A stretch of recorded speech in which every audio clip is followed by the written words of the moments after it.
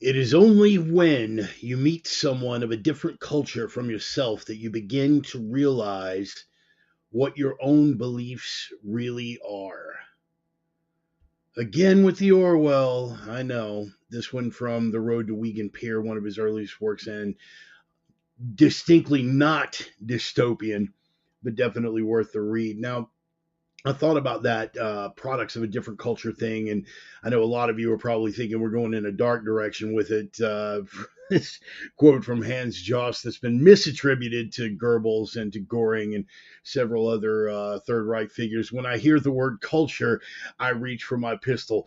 While I understand the inclination, and let me clarify that, by the way, that was actually a line from a play from Hans Jost. It was not actually, in fact, a quote from Goebbels or Goring or any of the people that's been attributed to.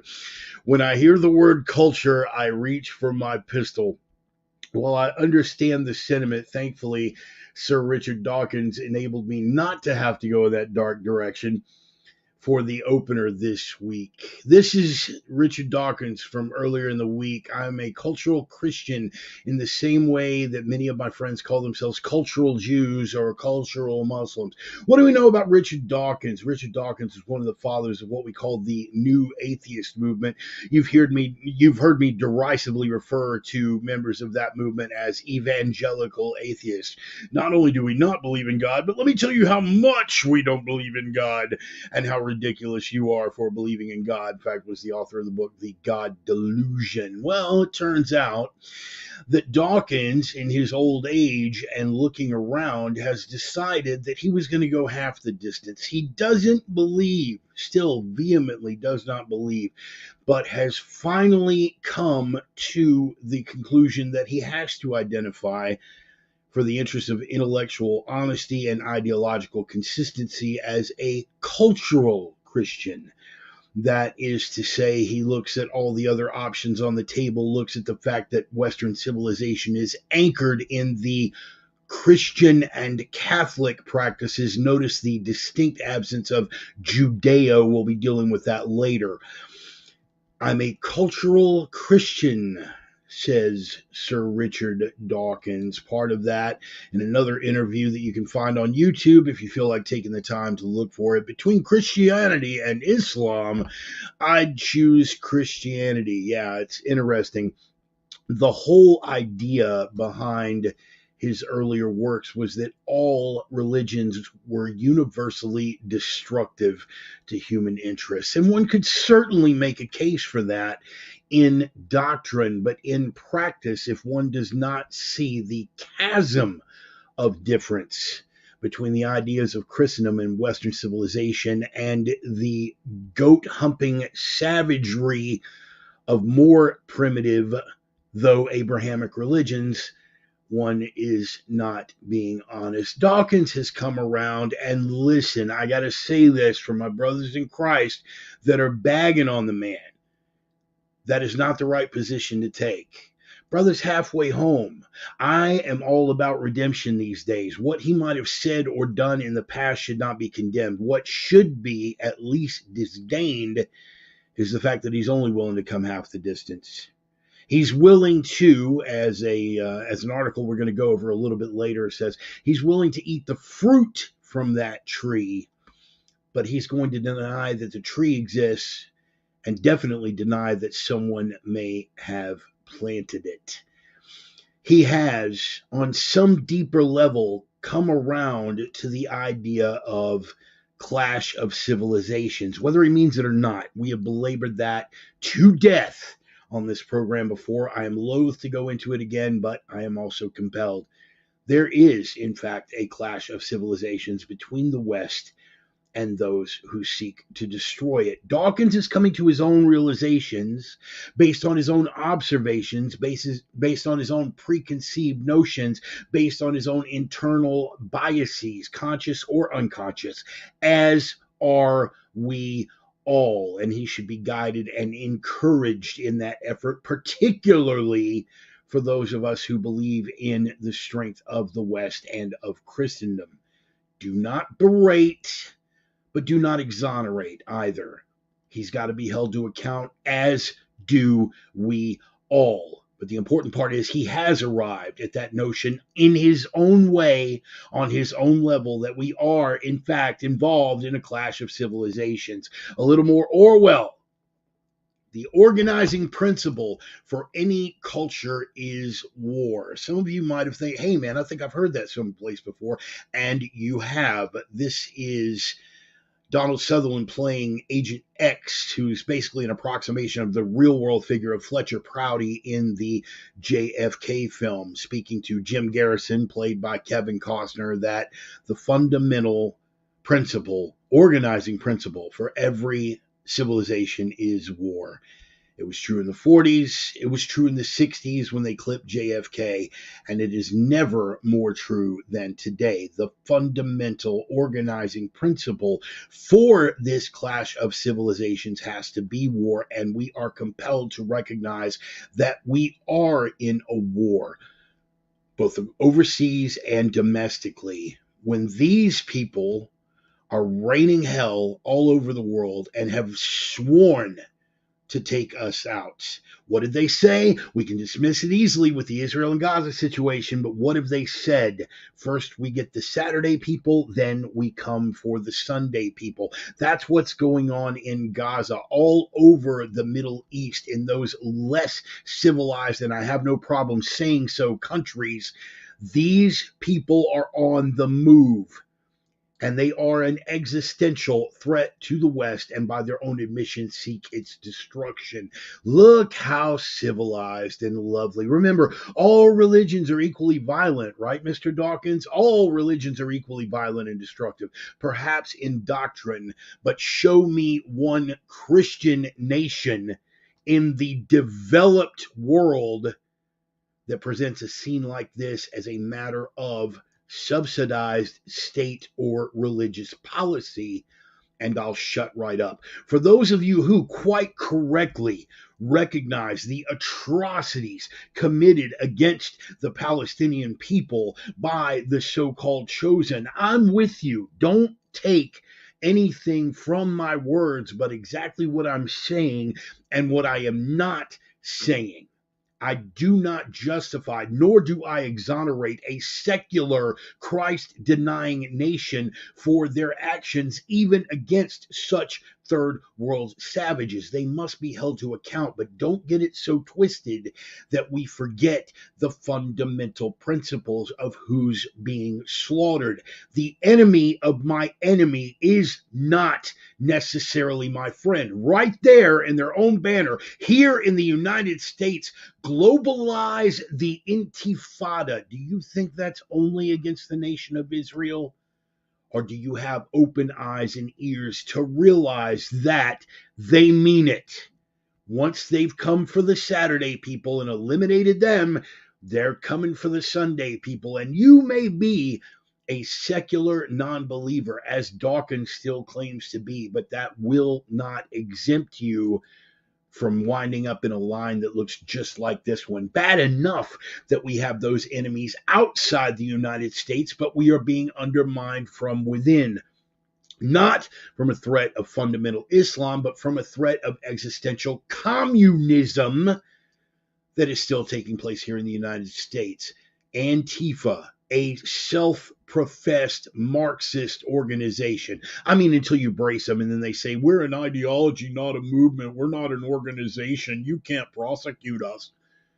But the ideology is there. They are a self-professed Marxist communist organization. Black Lives Matter as a statement is one thing. Black Lives Matter as a movement is something very, very different, is it not? And if you fail to realize, let alone acknowledge this, you are being intellectually dishonest. And at the root of that movement, those organizers are self-professed what? Marxists. That's right, boys and girls. The Red Scare may have been overblown, but in a lot of ways, I think McCarthy was an unrecognized hero. This is what it looks like now. The Communist Party of the United States of America is still on the move. The Young Communist League is still on the move, and they are showing up at the same demonstrations where we see our faithful friend, the Intifada. They may or may not be linked, but they both represent existential threats. This is how they're looking nowadays. But let's not kid ourselves. This has been going on for a long, long time.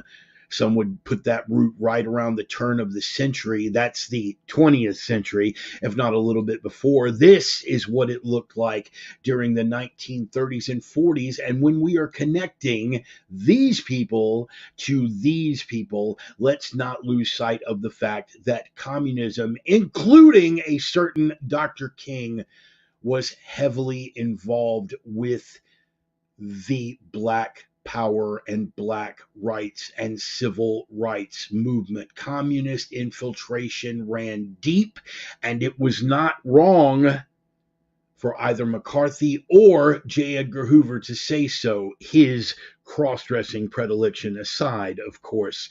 You'd think that the people who are running the show, or at least we give credit for running the show, our so-called leaders, would be defending us against these existential threats, but instead they find themselves compromised from the executive branch all the way down to the legislative branch, and some would venture a couple of members of the judiciary. I am not prepared to go that far, but here we have an assortment of senators and congressmen, including the Avon Lady of the Damned herself, Miss Pelosi, Waddle Jaws McConnell, all fawning and genuflecting at the feet of the leader of China and the Chinese Communist Party.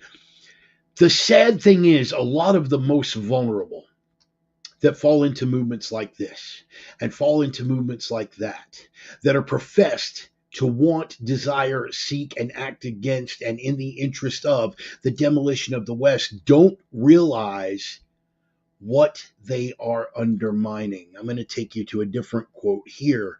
3/4 of mankind may die if necessary to ensure the other quarter for communism. Destroying the peasant economy and driving the peasant from the country to the town, sound vaguely familiar? The famine creates a proletariat. It is precisely now and only now, when in the starving regions people are eating human flesh and hundreds, if not thousands, of corpses are littering the roads, that we can and therefore must carry out the confiscation of church valuables with the most savage and merciless energy, not stopping short of crushing any resistance. The greater the number of representatives of the reactionary clergy and reactionary bourgeoisie we succeed in executing for this reason, the better. And as I went on in the meme, that is, of course, Vladimir Lenin, but different in no significant way from the words of Klaus Schwab or Harari or Bill Gates or any of the modern leftist elite. Dive deep into leftism's past, because this is what they are implementing for your future. What did we say? The fundamental organizing principle for any society was war, and we are indeed at war, whether you choose to accept that or not. But getting back to Orwell, we have become too civilized. Let me say that again for those who are out there observing the softness of it all. We have become too civilized to grasp the obvious. For the truth is very simple. To survive, you often have to fight. And to fight, you have to dirty yourself. War is evil. Let me say that again for Orwell's sake and for my own. War is evil. And it is often the lesser evil. For those on the other side that are seeking to undermine the West, one should open one's eyes to the true nature of history. The West is the only reason you exist. Do you think anywhere in the world outside of the West gives a damn about the beliefs of the equity of your third generation feminism? Do you believe for 1 second that anywhere outside the West gives two flying fucks at six rolling donuts about your gender pronouns and identity? Do you believe that anywhere outside the West for even a second gives a plumber's fuck about your idea of racial disparities and lack of equity? That is only the product of the West. We are not perfect, but we are the healthiest patient on the cancer ward. So for those of you who have been taken in by the supposed ideologies of the side you choose to support, I suggest you do some serious reading.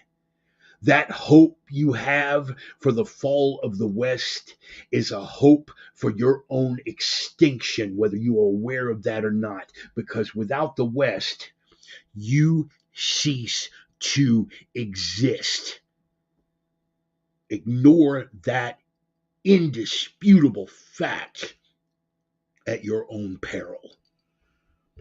The opinions expressed by the Reverend are his own and no one else's on the planet. Not friends, not foes, not supporters, not detractors, not sponsors, and I cannot stress this enough, even though I am in between, certainly not employers. They have been adjudicated thought crime in all jurisdictions. Consider yourself warned. They are coming from the heart. They are guided by the mind. They are guaranteed to stretch open that maw and throttle you from the inside out with a swollen, turgid chunk of truth cock.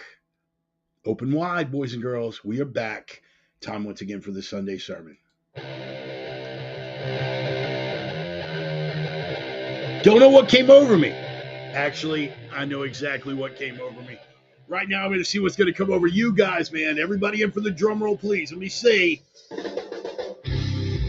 Still a little heavy on this side, man. The right shoulder's tweaking hard.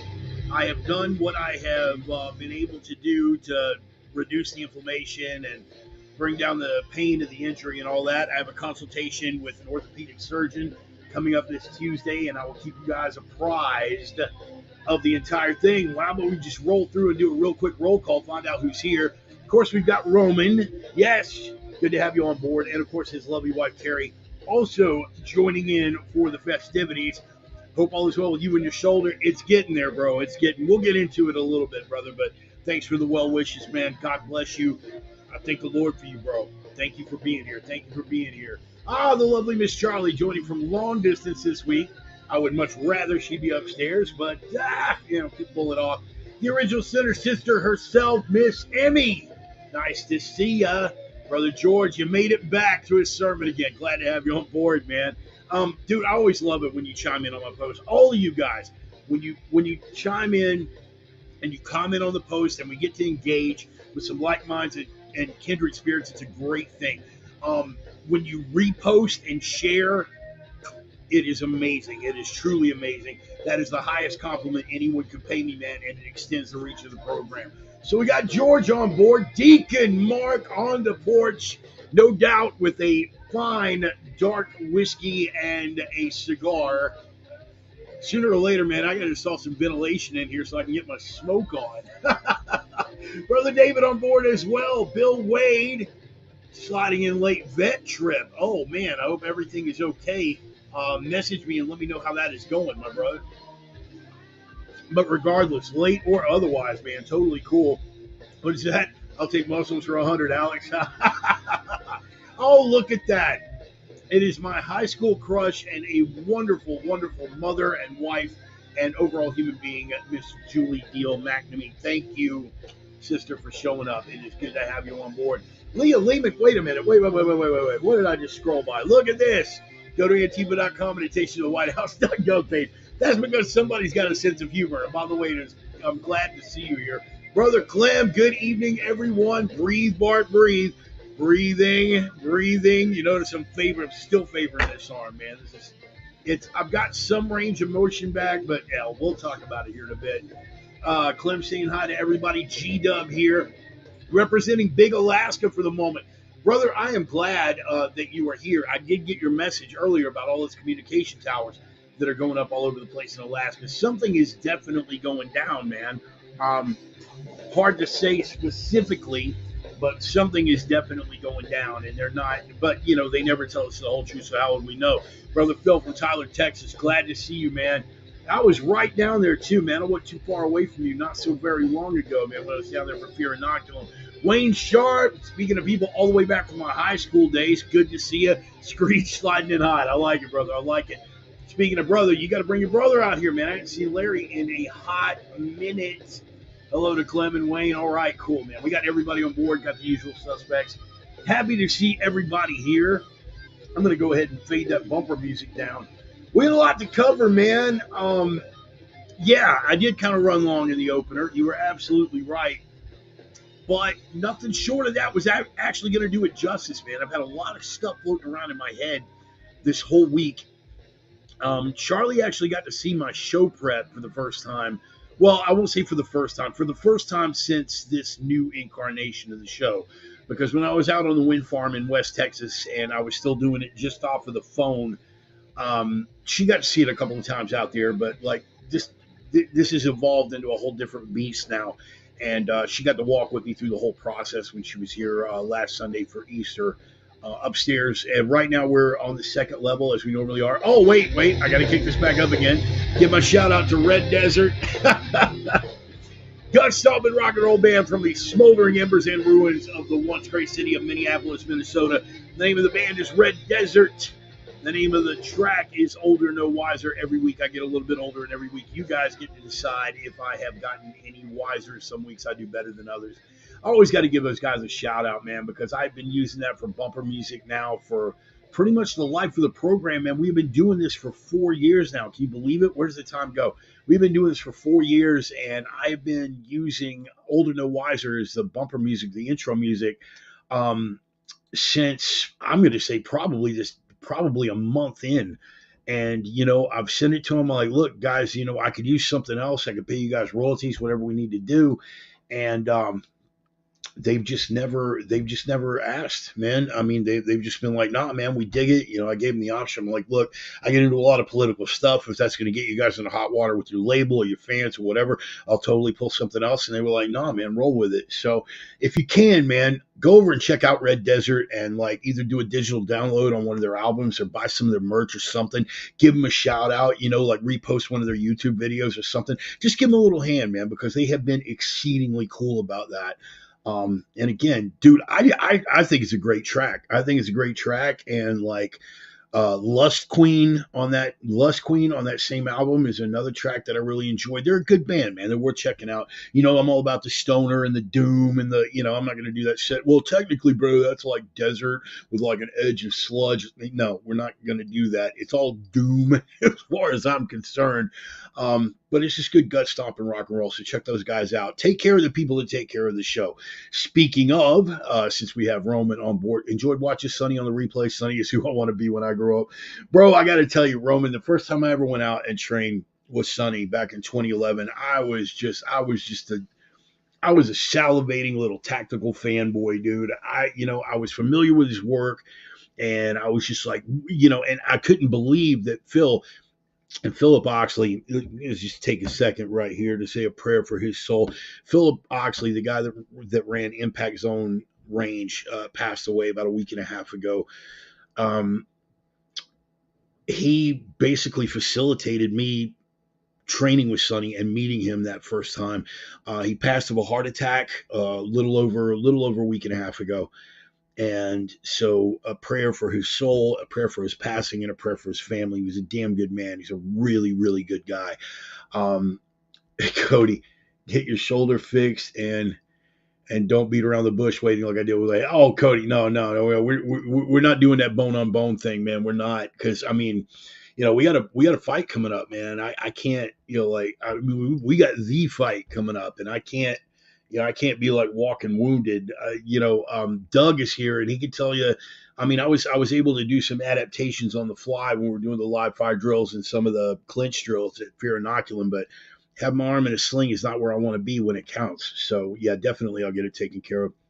But yeah, Philip Oxley, uh, he facilitated that. I was a little tactical fanboy coming out to train with Sonny, and then I found out that it was an LEO only class, that it was only law enforcement officers. Phil facilitated kind of backdooring and bending the rules, shall we say, a little bit to get me into that class. So you look at the only civilian in a class full of LEOs on the range with Sonny for the first time. Hilarity ensued, and if we get Sonny on again, we'll tell some of those stories from that very first class because some of them were freaking hilarious. I just remember upsetting a very high-ranking member of the Waller County SWAT team to the point where he literally walked off the range to get a cigarette because he was pissed. He was pissed because not only a civilian but a thug-looking civilian freaking clowned him. And anyway, Phil was a good guy. Sonny obviously is an outstanding guy. I thank everybody who came out for the interview last week. I think it went exceedingly well, and yeah, it it was great. And we're gonna be doing more live guests. I have someone, and this is in the pipeline. I'm not making any promises right now, but next week is going to be dealing with what people are quite correctly referring to as an invasion. This week we're going to be dealing with the enemies of the West. Next week, we're going to be dealing a little bit more with how they are putting their plans into practice in a very, very direct way. And I am trying to secure someone who is living in Ireland right now.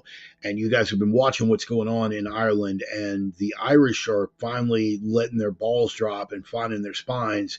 And this young lady is over there and she's seeing it firsthand. And we're going to do what we can to get her on next week live from the United Kingdom, live from Ireland, to give a first person account that is not going to be colored by media narrative or anything like that, because that's what I want to bring, man.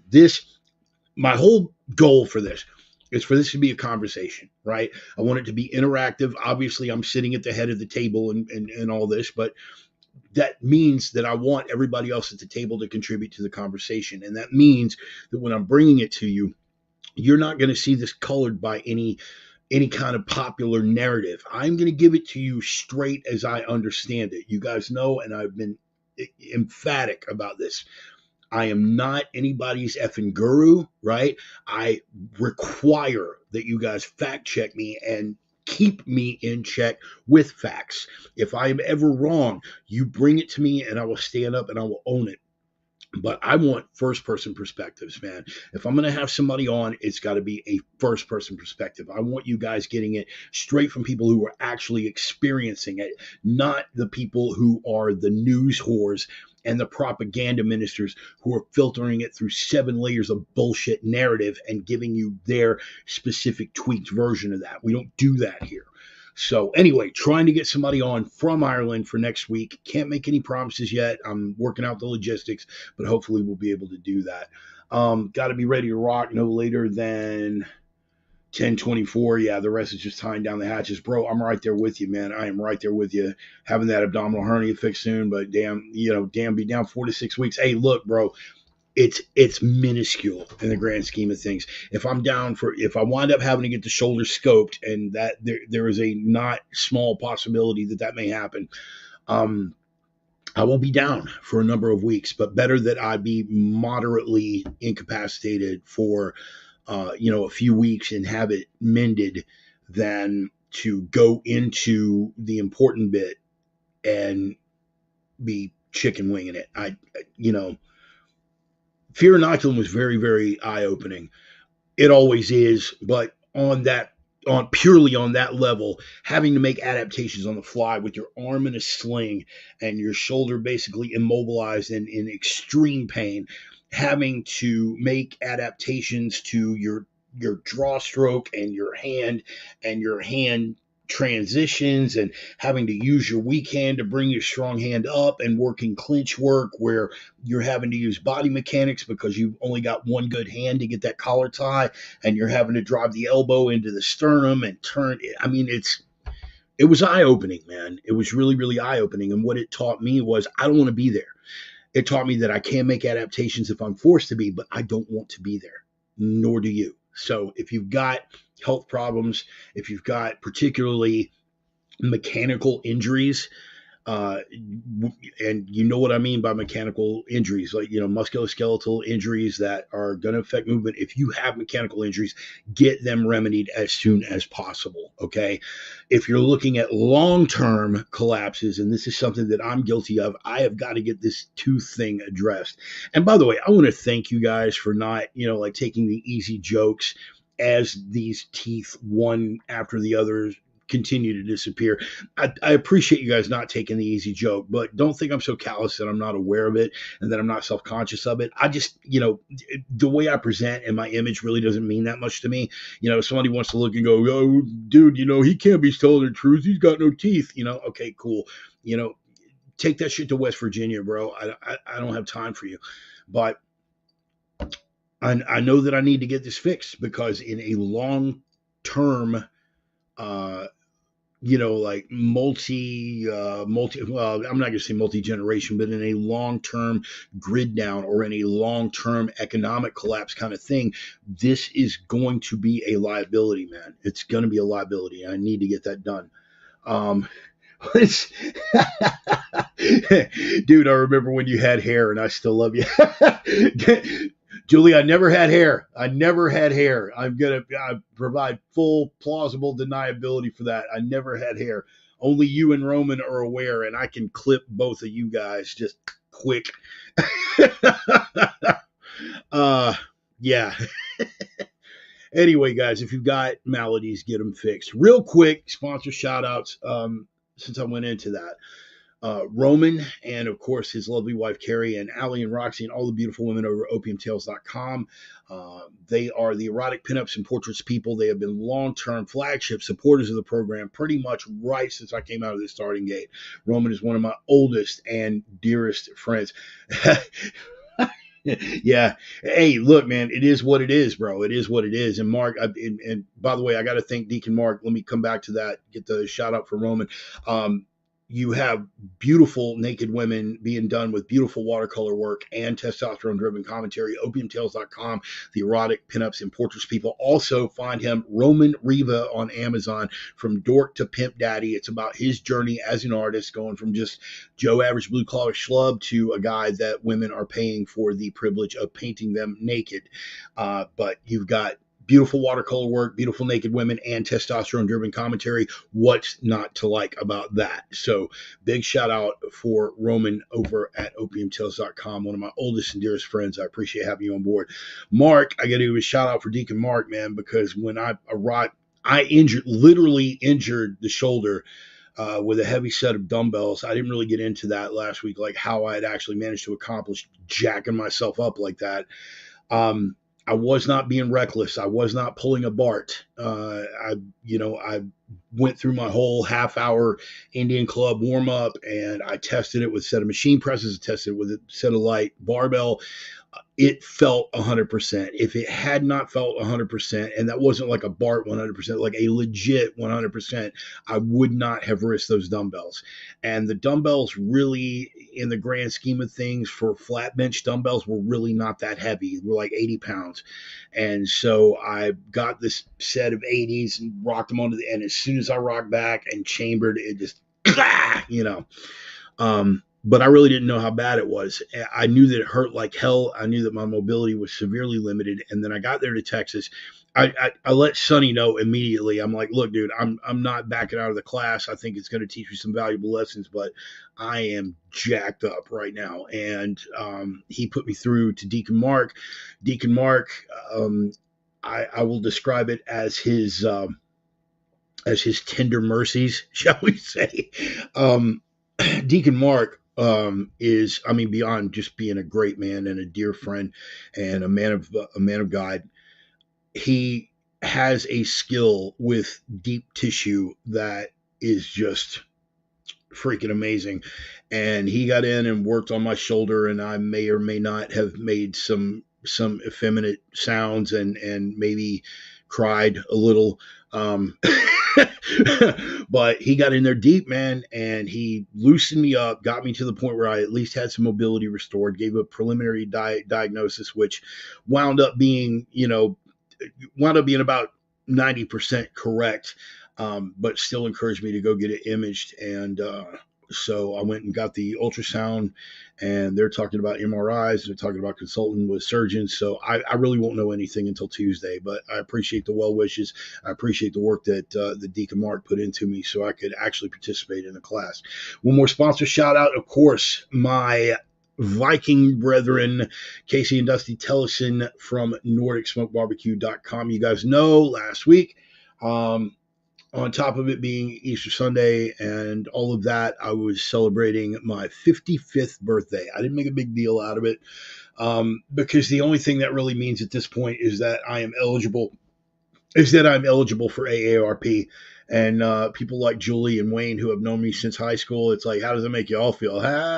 But I'm eligible for AARP. Anyway, my Viking brother, Dusty, a pitmaster over there, man, he came over here with a mess of ribs and leg quarters, and it was amazing. And there was so much that I couldn't put it all away. So I wound up freezing probably better than half of it. So I've got like my freezer stocked with that, and I can pull it out.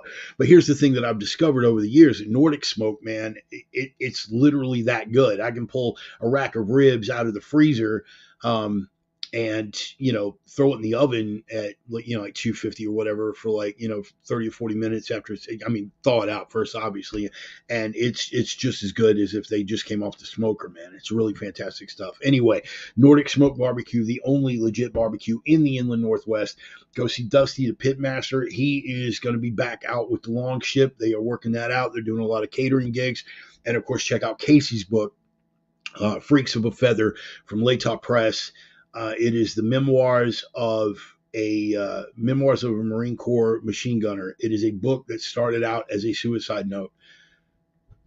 That should let you know how heavy it is. He is a phenomenally talented writer, so check that out. Nordic Smoke Barbecue, Casey and Dusty Tellison. Appreciate the help. Appreciate everything.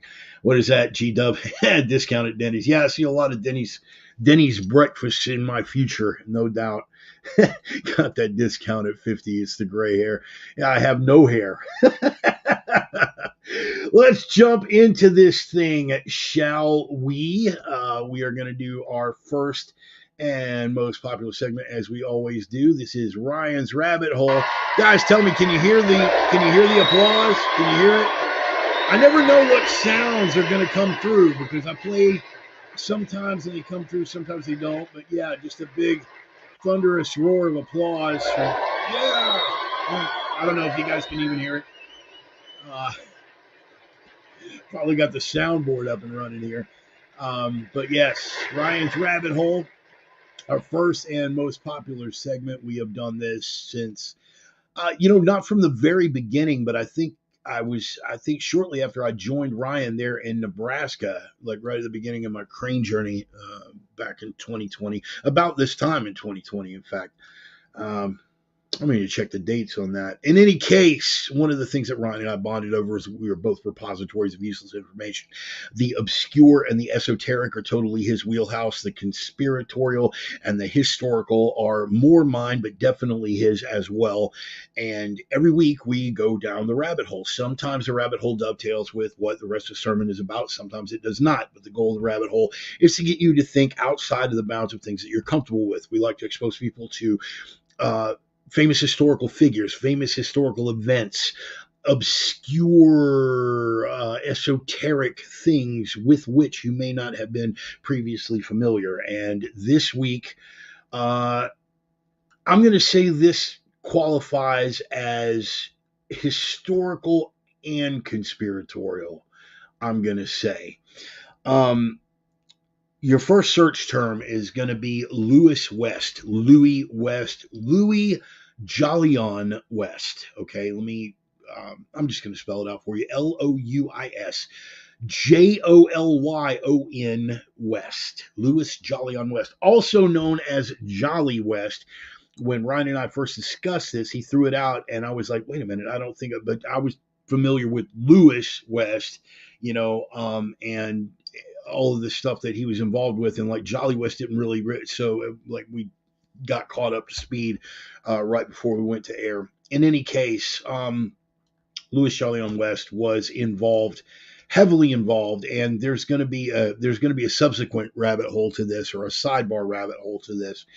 You guys are familiar with Operation Artichoke. If you are not familiar with Operation Artichoke, you either are a first time listener to the program or you know it under its subnames, which would be MK, the MK series of mind control experiments, MK Ultra, MK Delta, MK Naomi, all done under the auspices of the Central Intelligence Agency, or the Office for Strategic Services, the predecessor to the CIA before the CIA became an actual thing, and it was all about mind control. Lewis West was dispatched with the responsibility for one of the things that was most heavily researched as a mind control candidate, and that is the use of psychedelic drugs for mind control.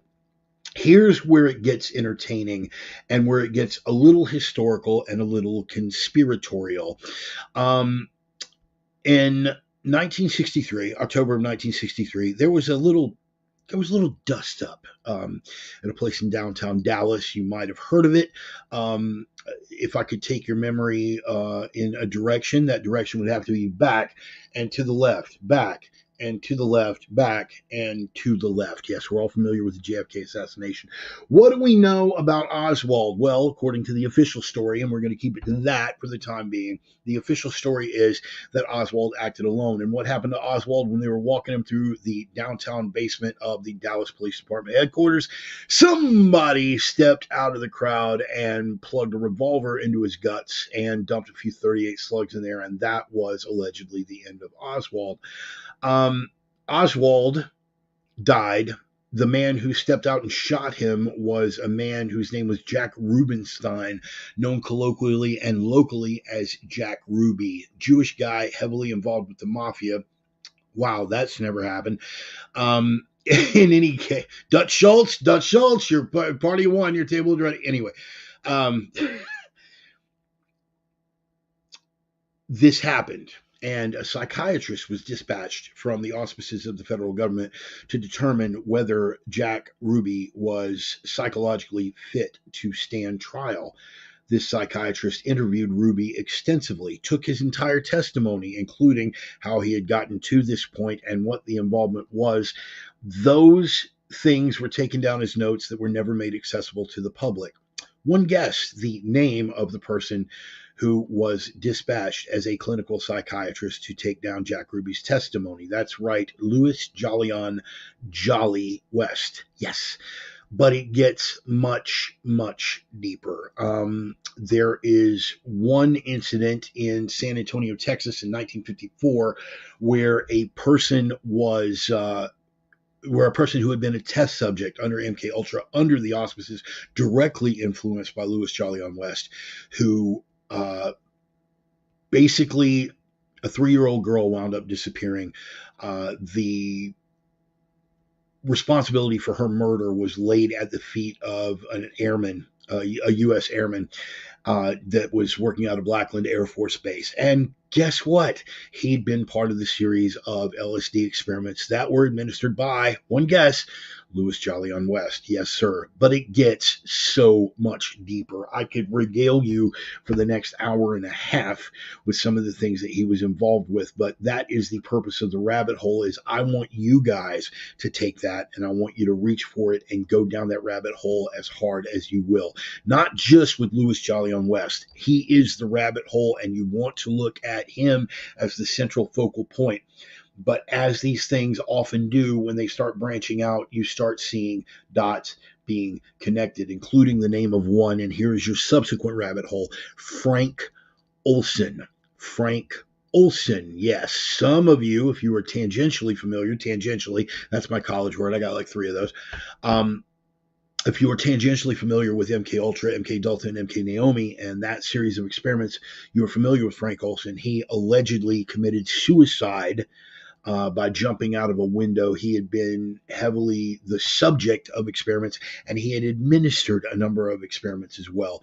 There is a really good docudrama directed by Errol Morris, and I'm very enamored of Errol Morris as a director for his documentaries. He directed a docudrama series called Wormwood, which last I checked is still available on Netflix. It's worth looking. But if memory serves, Lewis West, though they don't call him Jolly, Lewis West is actually mentioned and portrayed by one of the characters in that series, if memory serves. The bottom line is this: Lewis West was a tool and may have been a product and actually a subject of a number of the experiments that took place. These are the things that your government is capable of. You guys have heard me say it before, but I'm going to reiterate it for first-time listeners.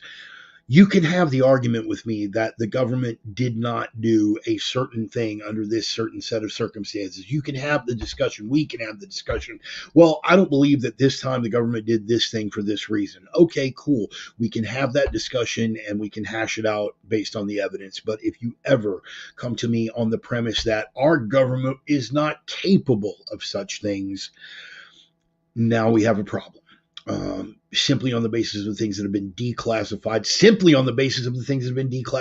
under Jolly West, under Lewis West, the psychiatrist responsible for essentially saying Jack Ruby couldn't stand trial. And all of those notes were buried. You don't think that there's involvement there? You don't think that that connects dots? At the very least, they are willing to subject people to experiments that wound up with at least one murder of a 3-year-old child and a person who was incapable of remembering having committed the act. At least one suicide of a prominent government employee that may or may not have been an actual suicide. Wow, that sounds vaguely familiar. Epstein, party of one, your rope is ready. Epstein, party of one, your rope is ready.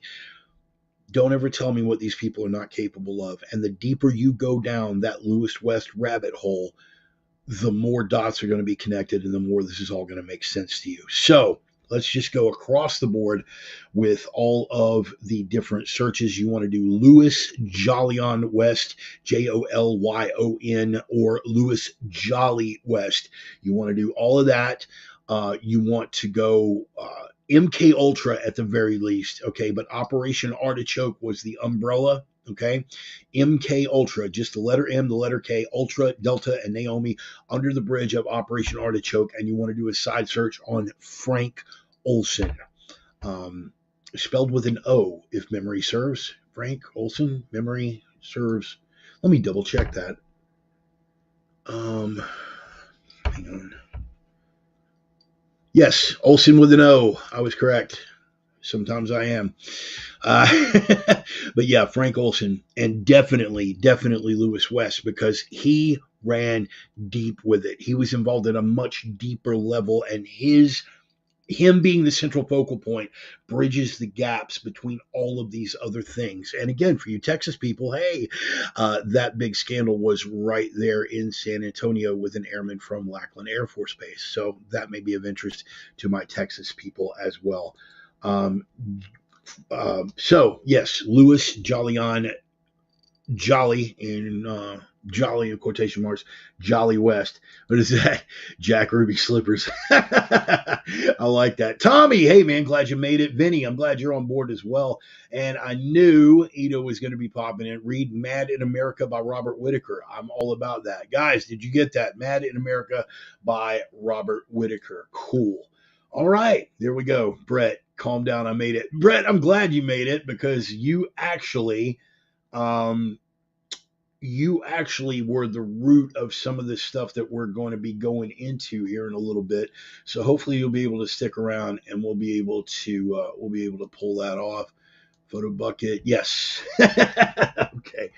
The mediocre's Oswald JPEG. So anyway, Lewis Jolyon West, Jolly West, Frank Olson, Operation Artichoke, MK Delta, MK Ultra, MK Naomi. Let's get back to the bullet points.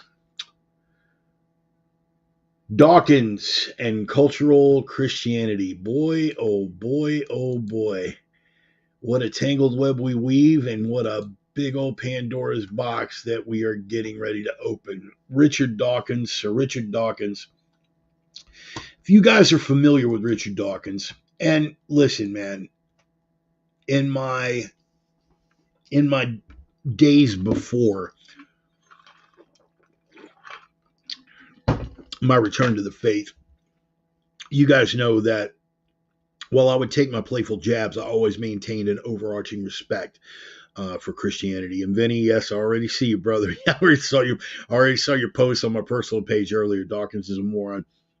I don't think it's so much that Dawkins is a moron.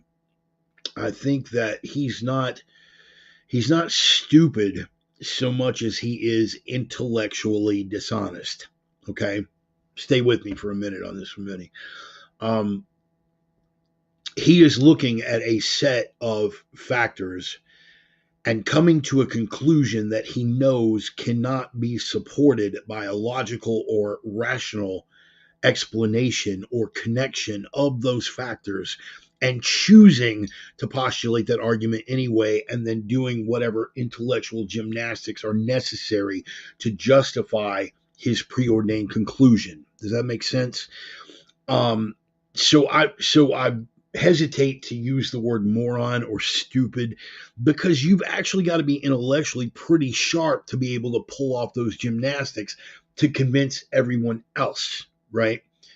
Let alone to convince yourself. And to tell you the truth, I don't think he ever convinced himself, which makes him not only intellectually dishonest, but straight up dishonest. Because he knew he was intellectually capable enough. If he was a moron, as you postulate, Vinny, I would almost give him a pass. Hear me out.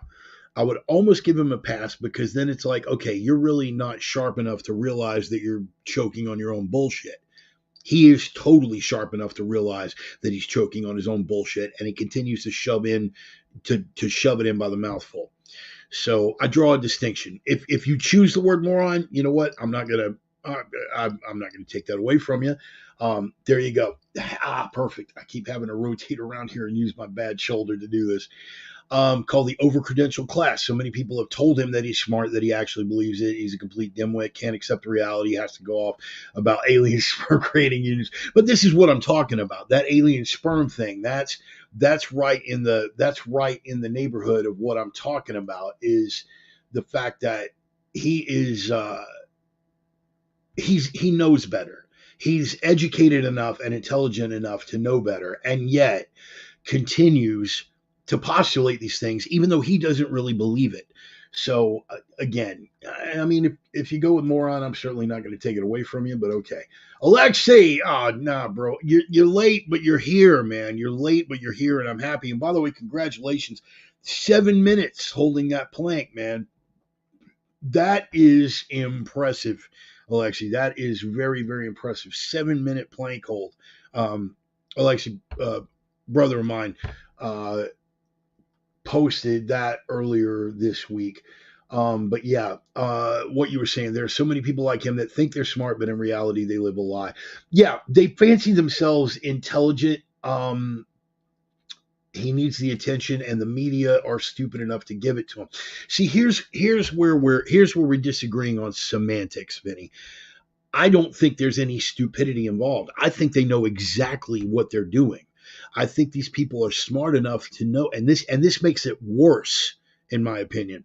I think these people are smart enough to know the lie that they are portraying, that they are trying to convey. I think they know enough to know that it is a lie, and they are doing the wheel grinding and the gymnastics to pass it off as the truth to people who are even less intelligent than they, if that makes any sense.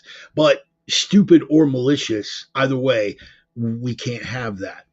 Dawkins is backtracking. Weapons grade? What do we got?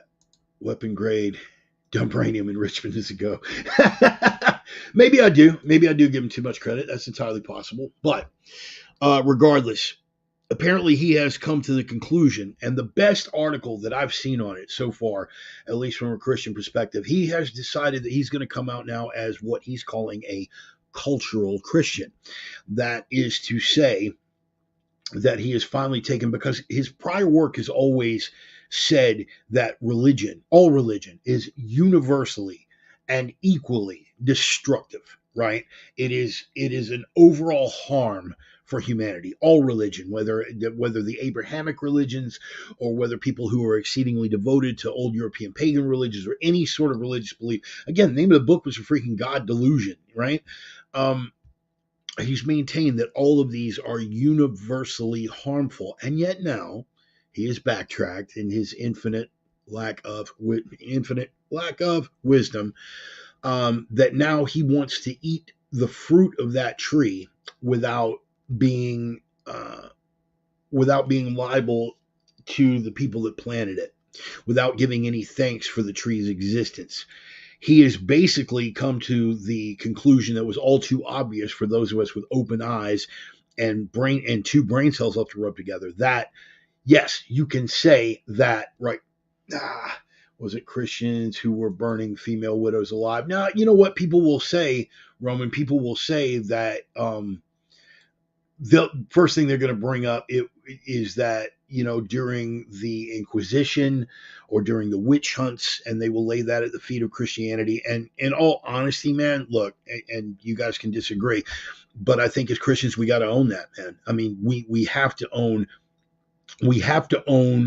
the things that we have done, right? In order to learn from that and make sure that it doesn't happen again. We can't act as if we were always the benevolent force, or if Christ or if Christianity was always the benevolent force. And here's another thing from a discussion that I was having with Brother Ryan earlier in the week, is that we can't hide behind, well, that was done in the name of the religion, that wasn't done because of Christ. Okay, but it's a distinction without a difference, right? If we are going out with that on our shield, we've got to own all of it. We've got to be accountable for all of it, in the same way that every other religious belief has to be accountable for their atrocities. Unfortunately, culturally, we're held to account for it, and the rest of the world is not, particularly radical Islam, right? Yeah, thank you, Tommy. God damn it. I'm just going to leave my arm over there. It's called repay. Yeah, thank you. Sure, but this stuff happened in our lifetime. Last one was not. Yeah, no, I'm with you on that. I'm with you on that. We have to own all of it and learn from it, but that's not who we are today. Right, exactly, and that's where I'm headed. Again, when people do that, going to church doesn't make you a Christian, no more than going to a garage makes you a car. You have to walk the walk. Agreed, Alexi. Agreed. Here's where I'm headed with that. Yeah, it's all about where we are now. The first thing that people always bring up when I talk about there being a distinction in violence between different scriptures and different religions and different civilizations and different cultures, what's the first thing? Come on, we already know. Yeah, well, what about the what? C word, come on, you guys know what I'm saying. What about the Crusades? Okay, first of all, Sparky, I didn't realize we were having this conversation in the 14 freaking hundreds. All right. And second of all, the Crusades were a defensive response to Muslim aggression in the first place. Maybe you should have opened the book before you just started spewing what that Maddow guy or that Matthews bitch told you was historically correct. In any case, no, we're not those people anymore. We're not. And there is a distinction. You could say whatever you want about religions, and Dawkins did say that all religions were equally violent. All religions were equally destructive. And in theory and in doctrine, you can actually make a case for that. In practice, however, nothing could be farther from the truth, at least in the last, 6 centuries. Are horrors still being committed? Yes, but as I said in the opener, show me one, just one, Christian nation in the developed world. Spare me sub-Saharan Africa. Don't even try. Okay, spare me sub-Saharan Africa, where they still believe that AIDS can be cured by raping virgins. Show me a country, a Christian nation in the developed world where they behead homosexuals and apostates as a matter of state policy, and I'll shut right up. You will not find it. It does not exist. Dawkins, reluctantly, and I think in his old age, finally realizing that the new atheism that he was essentially the father of is falling off. What he is seeing is people returning to the faith in droves. And if they are not, in fact, returning to the faith, again, I will make provisions for my secular brethren here. If they are not returning to the faith, they are at least returning to the culture that faith was the anchor of. And I'm talking about those fundamental Western values. I'm talking about the actual values of the West, not what the left is going to put on it while they're trying to paint it like we've never done a good thing and we're only responsible for all the harms of the world. The actual fundamental values of the West, which are anchored in, and don't you dare say this in front of my face about Judeo, spare me that, okay? They are anchored in the values of Christianity and Catholicism, okay? And I understand that Christianity and Catholicism are definitely of and by their very definition Abrahamic religions because they are coming from that region. They have traveled all over the world, et cetera, et cetera. I understand. But do not associate the Judeo with Christendom. Do not associate the Judeo end of it with Christianity and Catholicism as they are understood today, as long as we're talking about where we are now versus where we may have been in the past. Because nothing can be further from the truth. And I'm going to get into that when we get to the so-called chosen frozen bullet point. But first and foremost, here's the thing with Dawkins. Let me give you my take on it. He is, and I am borrowing that soundbite. Let me pull up the actual name of the article here.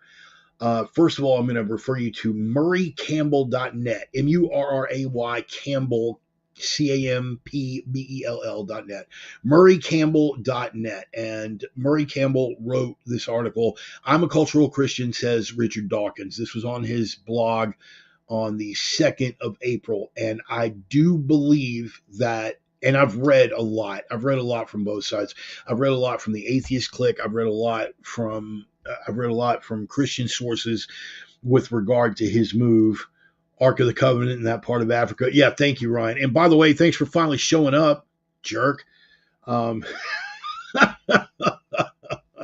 Yep, Jesus. I just missed it. Yes, Jesus is a sorcerer, AK Scout. Oh, bro, Alexi, we're gonna hit it hard here in a bit. Just hang tight, brother. We're gonna hit that hard.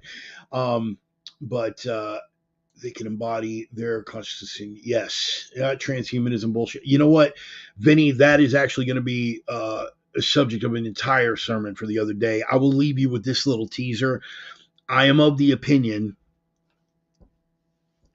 subsequent to my return to the faith and examining a whole lot of eschatology scholars and their work, nowhere in the book does it say that the Antichrist is going to be a human consciousness. He says the number of a man. It does not say that he will have to be a man, but that's something for another day. Here's my take on Dawkins. And I think Murray Campbell he hit it up very, very well. Dawkins is reluctantly admitting, okay, that even if he still maintains the belief, and I don't believe that he does, and if he does, he's just lying to himself and everyone else. I don't believe that he any longer maintains the belief that all religions are equally destructive. If he does maintain that, at the very least, he has been forced by history and world events to concede that all cultures are not created equally, and through his intellect has done the roundabout thing where he's forced to confront the fact of what was the spiritual anchor of the cultures in question.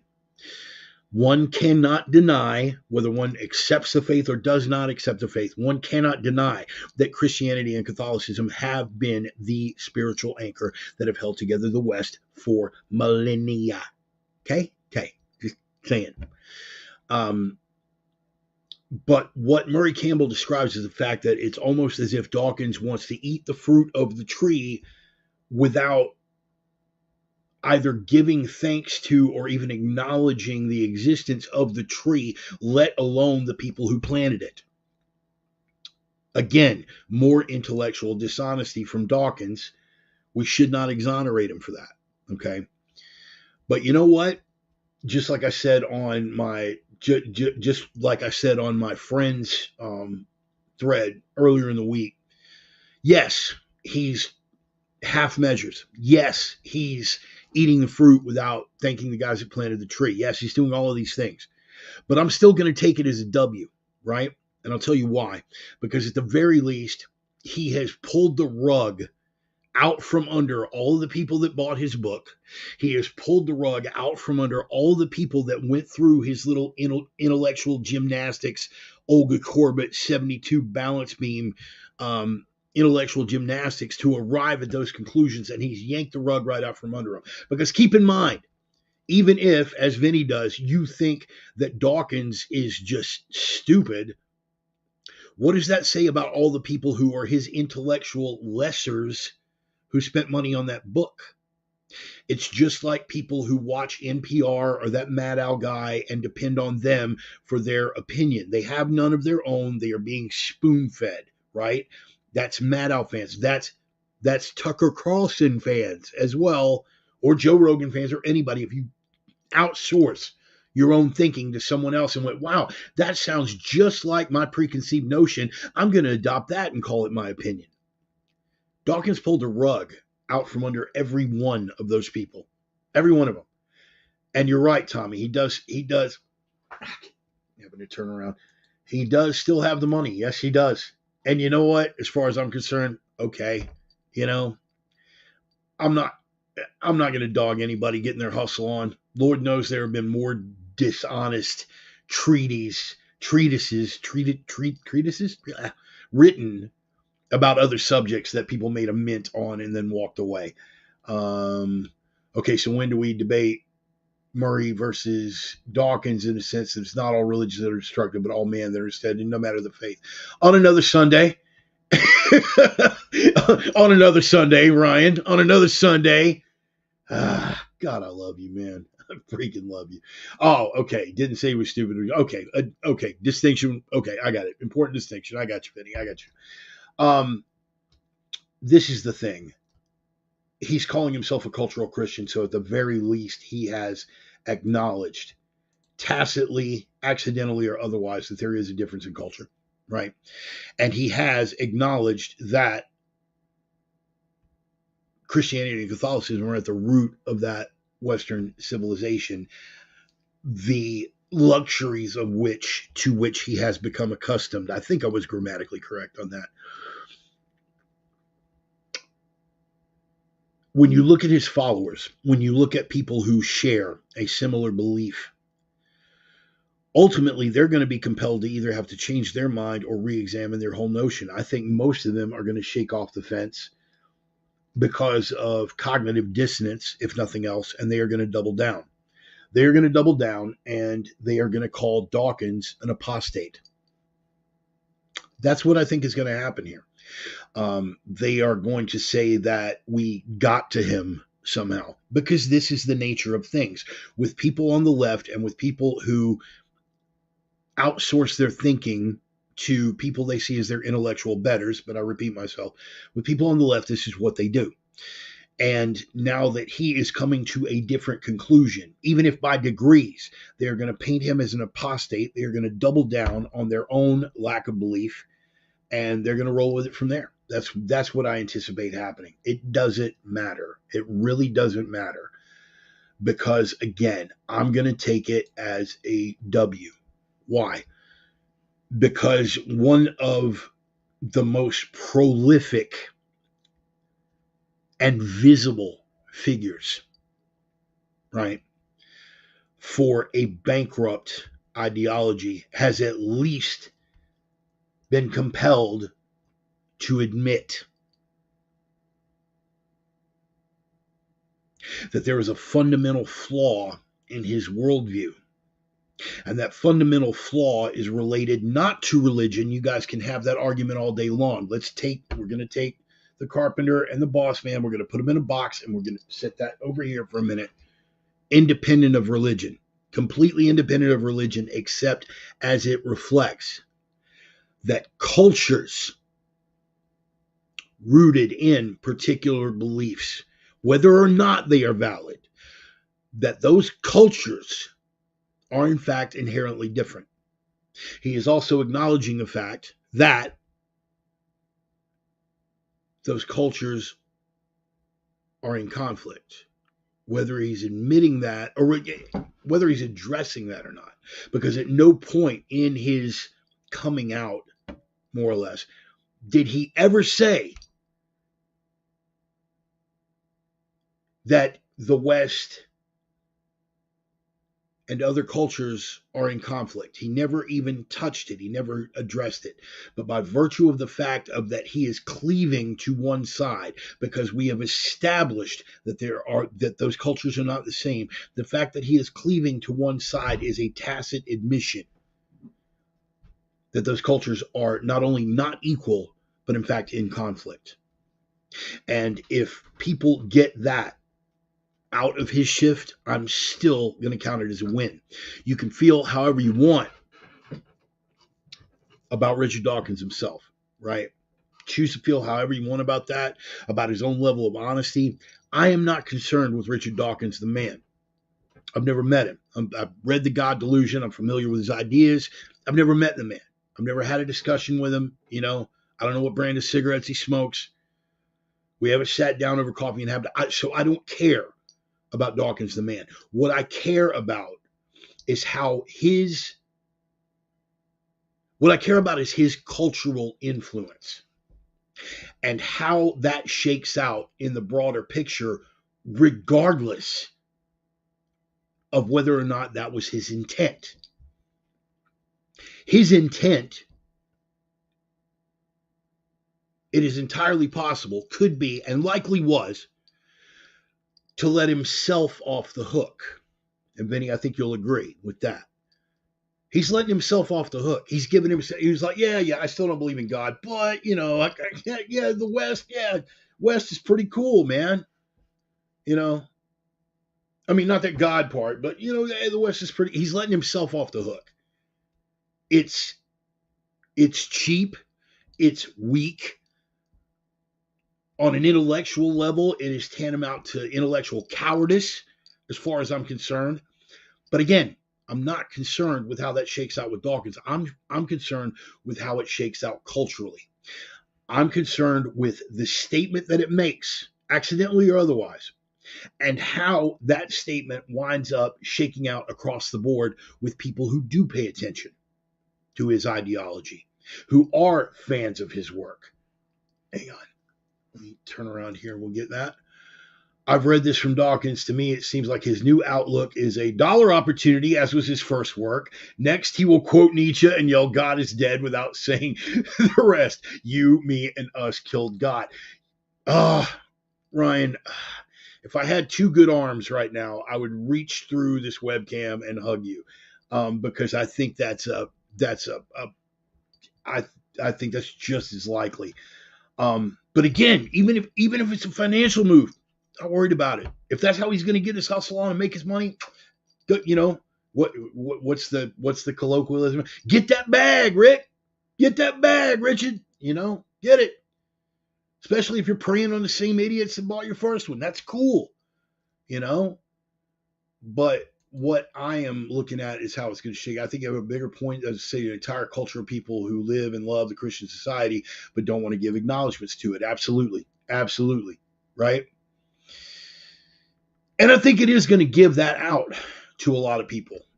I think because people, what is photo ops and sound bites, right? Isn't that what Bongino's always saying, right?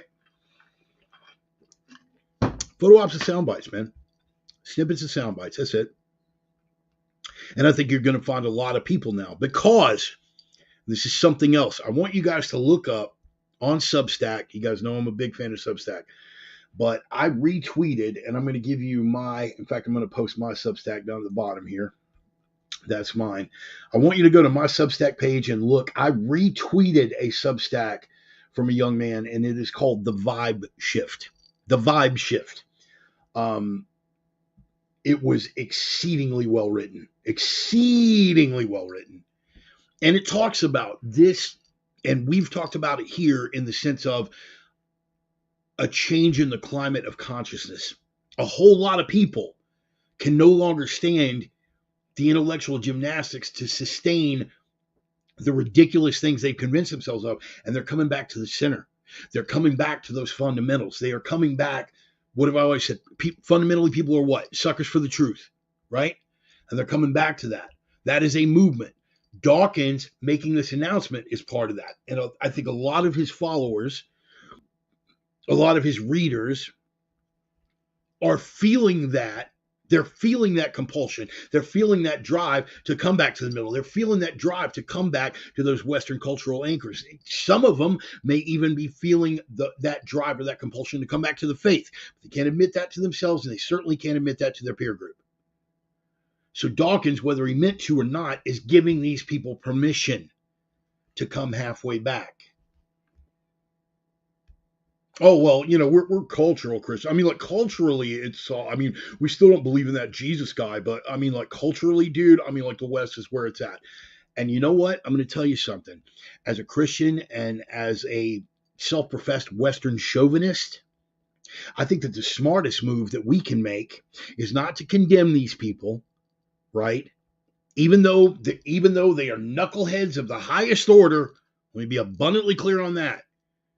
We are doing ourselves a disservice for the sake of the West if we truly value that culture by shunning them and disregarding them. We need to be reaching them. The ones who can be reached, all right? The ones who are just grazerific, mindless drones, obviously there's a distinction there. But the ones that we know of who truly have an intellect and truly are, right, thank you. Roman, when we met, bro,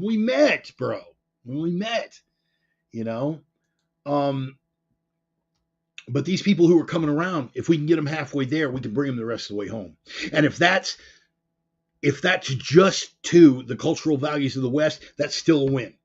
If we can bring them all the way home to the faith, if we can bring them all the way home to the cross, thy will not mine be done. But pissing on these people and pointing out and ridiculing them as they did to us, totally aware of that. That was the whole anchor of the quote unquote new atheism that Dawkins, that we should be confronted and publicly ridiculed.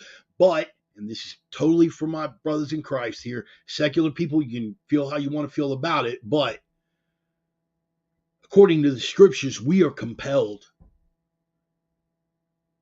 We're ordered. Carpenter says we got to reach out to those people. Carpenter says we need to love those people, even those who persecuted us. If that is the way that the divine plan is shaken out, then I say more power to it. More power to it. If those people come halfway home and we can say, look, man, I know they had you spun out, because again, I believe that we are in a war for the soul of the West. On a secular level, religious doesn't matter. We are in a war for the soul of a civilization. So for us to reject people who can stand on the front lines with us, it's not only counterproductive, it's juvenile, it's stupid, and it's not in line with the scripture. How about that? You guys tracking?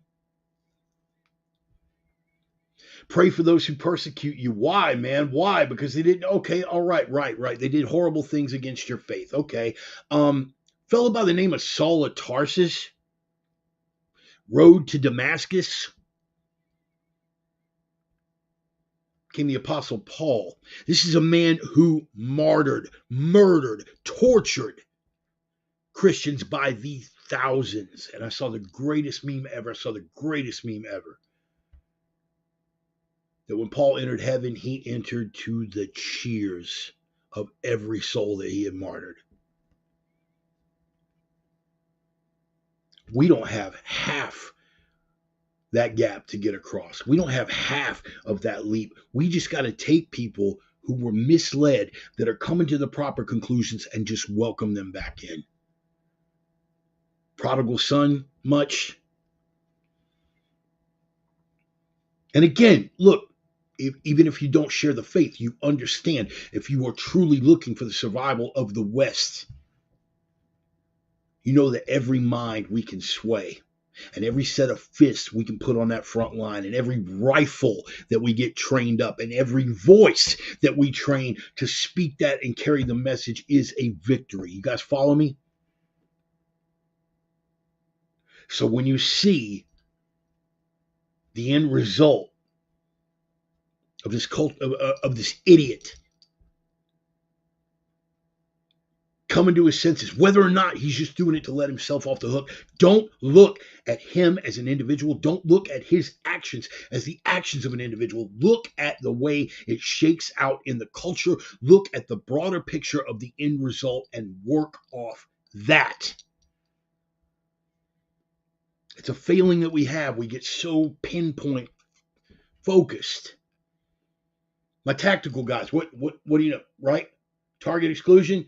You got, you're locked onto the target, and suddenly your peripheral vision just goes away, and you got, tango to the right, tango to the left, engaging, moving towards you, and what you don't see it because you're focused on that dot right in front of you. We do that culturally, man. We do that culturally. We do it philosophically. He's planned for all he knows who will come to him before they actually do. Amen. Amen. And Tom, I'll step up as testimony to that. Admit it, Tom. A little over a year ago, Roman, same. You didn't expect I'd be sitting here, would you? I want you guys to look at that Substack. I retweeted, and restacked. Go to my Substack page if you're not already subscribed. If I haven't restacked it, I will be restacking it. Other authors that I dig, I restack their stuff on mine. It's almost like retweeting or reposting. But the vibe shift.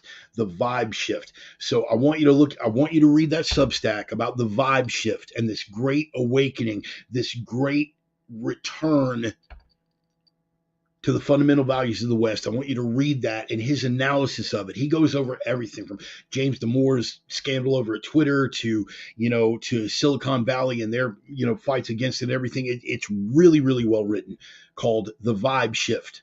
You find it on my Substack. I'll if I haven't already restacked it, I will be restacking it. And the other thing that I want you to read again is from Murray Campbell, murraycampbell.net. It's from April the 2nd. I'm a cultural Christian, says Richard Dawkins. It's a blog entry from Murray Campbell, Murray, Murray Campbell, Campbell. Take a look at those two things. And this is something else that I'm gonna be doing going forward. A lot of that stuff. I've got plenty of,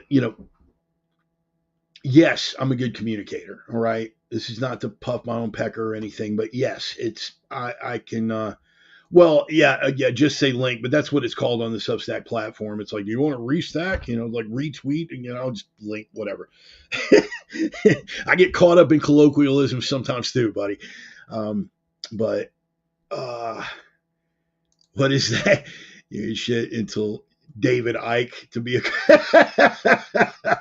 David Icke, man. David Icke. Oh, what did Alex Jones call me? Say David Icke is a turd in a punch bowl. Yes. But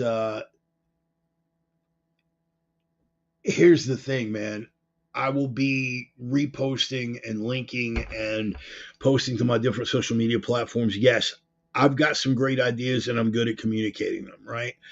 But I don't live in a bubble, man. I am constantly reaching into other people. What is making Webster start is great. Give me a break, Vinny. Anyway, I don't live in a bubble. I don't live in a vacuum. And I reach into what amounts to other people's echo chambers, right? You guys read the Substack that I put about my mandatories, like at least once a week, if not more. I force myself to listen to a couple hours of MSNBC or NPR. When I'm out on a job site, I force myself to listen to NPR to and from work, right? Just so I can keep the eyes open and at least see how other people are thinking. There are a lot of fantastic writers out there, man. One of the things that I love about Substack, and that's why Taibbi is over there now, that's why Glenn Greenwald is over there now, Barry Weiss is over there now, is because there are only two platforms right now that are, and you could even make a case that Twitter's not 100%, X is not 100%, But if it weren't for X and it weren't for Substack, we would be buried right now as conservatives, as Christians, as libertarians, as thinking people, as anyone outside of the leftist orthodoxy. We would be buried right now, culturally speaking, with regard to media, if it were not for X and it were not for Substack. It is the only place you can go that is 100% uncensored, where you can deliver the things that you're actually seeing and you're actually taking in. And I see so many good writers, man. So many great writers over a Substack. I see so many accounts that are worth following, and I'm going to be sharing all of those, man. And specifically with Substack, I understand, and one of the reasons why I've kept my Substack free, and will continue to do so until I can, until I can increase my output exponentially. I know you guys can't afford to, even though each one of these, it may be $3 a month or $5 a month for this writer or that writer. It's a small price to pay to actually be getting legitimate writing, legitimate journalism, and not have to be spoon-fed through a glowing box. I think it's a small price to pay. But obviously, I can't expect everybody to follow, 10, 15 different guys like I do on Substack on a paid subscription basis. So again, when you're on Substack, always get the free subscription. When I'm turning you on to somebody, always sign up for the free subscription. And then you'll figure out after about, after a month or so, you'll figure out which guys are really speaking to you and which ones aren't. The ones that aren't, keep the free, but the ones that are, please, I encourage you, that $3 or $5 a month, whatever it is that they're charging, please pay these people. Because right now they are the only thing that are standing between us and ideological tyranny. They are the only thing standing between us and the ultimate triumph of the propaganda machine. They are the only thing standing between us and the left's exclusivity. Exclusivity, that's my college word. I got like 3 of those. And the left having exclusivity on the means of persuasion. If they have exclusivity on the means of persuasion and the means of coercive force, we're in trouble. We're in big, big trouble. So what's left to fight that? Oh, what do we got? You guys are praising me too much, man. Thank you. Intellectual conversation or a boot to the head. Both of those are required sometimes. Sometimes a little more one than the other. But, so thank you. Thank you, Tommy. I appreciate it, brother. Sometimes I still feel like a lone voice in the wilderness. This was a promise of cryptocurrency and micropayments. You would not have to do subscriptions. You could just pay for an article at a time, but the government didn't want that, of course. And that's something worth devoting, a whole program to on another day. So, next bullet point, folks. Next bullet point. Oh my goodness, wow. Everybody's commenting to my personal page. I will get to all of y'all, I promise. So, Corinthians and muscular Christianity. Brett, I hope that you are still here because this is where that article did a lot of good. How many of you guys are familiar with muscular Christianity? When the term was actually coined, what the history of it is, any of those things. During the mid to late 1800s, the church had become, particularly in England, somewhat feminized, right? A lot of men who were working in factories did not attend church on Sunday, and eventually the entire congregations are made up of women, and women started making their first dipping the toe into inroads, acting as clergy, even if they were not officially accepted as clergy. The doctrine that was getting preached started becoming less on emphasis of the fire and brimstone, whipping and turning over tables Jesus, and a lot more about the hippie Jesus, as I call him now, to love your neighbor and put everything to the side and don't worry about it. Live and let live, bro. Again, it's the 1800s, so it wasn't bro, but you get the idea. Muscular Christianity basically embraced a very, very different philosophy. And I'm going to quote this passage because Brett passed this along. Brett Bennett, good friend of mine, long-term supporter as well, from Corinthians, the first letter from Paul to the church at Corinth, 1 Corinthians. chapter 6, verse 9, and an interpretation of it. This is from the King James Version, and we can wrestle about that another day. We'll start with verse 7. Now, therefore is utterly a fault among you, because ye go to law with one with another. Why do ye not rather take wrong? Why do ye not rather suffer yourselves to be defrauded? Nay, ye do wrong and defraud that your brethren. Know ye not, verse 9, this is the important bit. Know ye not that the unrighteous shall not inherit the kingdom of God? Be not deceived, neither fornicators, nor idolaters, nor adulterers, nor effeminate, we'll get back to that, nor effeminate, nor abusers of themselves with mankind, nor thieves, nor covetous, nor drunkards, nor revilers, nor extortioners shall inherit the kingdom of God. Pretty tall order. Hell of a lot of behavior get pulled right out from under you, huh? Some of which all of us have been comfortable with at one time or another and may still indulge. As long as you repent, as long as you're walking with the carpenter, as long as you embrace it and feel that moment of conviction in your heart, it's not going to keep you out of the kingdom. But here's the important bit. Be not deceived, neither fornicators, nor idolaters, nor adulterers, nor effeminate. If you go back further in the translations, because people, what do you mean? What do you mean effeminate? Like I can't help that. I walk with a swish, or I'm not a big dude, whatever. No. It's not about that. The actual translation early on was not effeminate as we understand it today, but soft. Soft. What do you mean by soft? What is, and this is something, look, the Stoics, I'm always saying keep it between the Stoics and the scriptures, and you're going to find yourself some balance. Keep it between the Stoics and the scriptures, you're going to find yourself some truth. Many of the Stoics talked about how important it was to keep your body physically fit, to be strong, to be the kind of, and in this post that Brett sent to me earlier, the guy had a good thing. He was like, you want to be the kind of man that people look at and say, this guy's not to be trifled with. In Paul's letter to the church at Corinth, soft men, and keep in mind everything that was surrounded with in that verse, particularly verse 9, the unrighteous shall not inherit the kingdom of God. Be not deceived, neither fornicators, idolaters, adulterers, abusers of themselves with mankind, thieves, covetous, drunkards, revilers, nor extortioners shall inherit the kingdom of God. They put soft, they put effeminate right in the middle of that. What is that a sign? That means what Paul is saying to the church at Corinth is, if you're weak, if you're some punk ass beta, if you can't do a push-up, you're not doing anything to make yourself strong physically, you're not doing anything of what is genuinely attributed to being a masculine trait. If you are not a masculine man, Paul is saying you are right up there with fornicators, idolaters, and extortionists, bro. Being weak as a man, that's not a oopsie.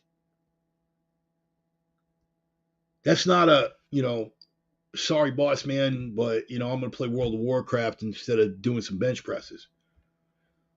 That's not a, well, I'm skinny, but I've always been skinny. So, I'm just going to, I'm going to be a runner. You know what I mean? I'm going to be a runner. Or even better for some of y'all, and I'm going to call out some people. Some of y'all are going to get offended, and good. Some of the F around and find out crowd out there, I know y'all can't scrap a lick.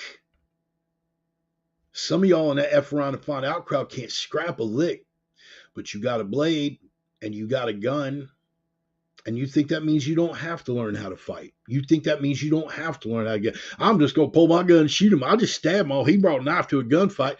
F around and find out, buddy. Okay.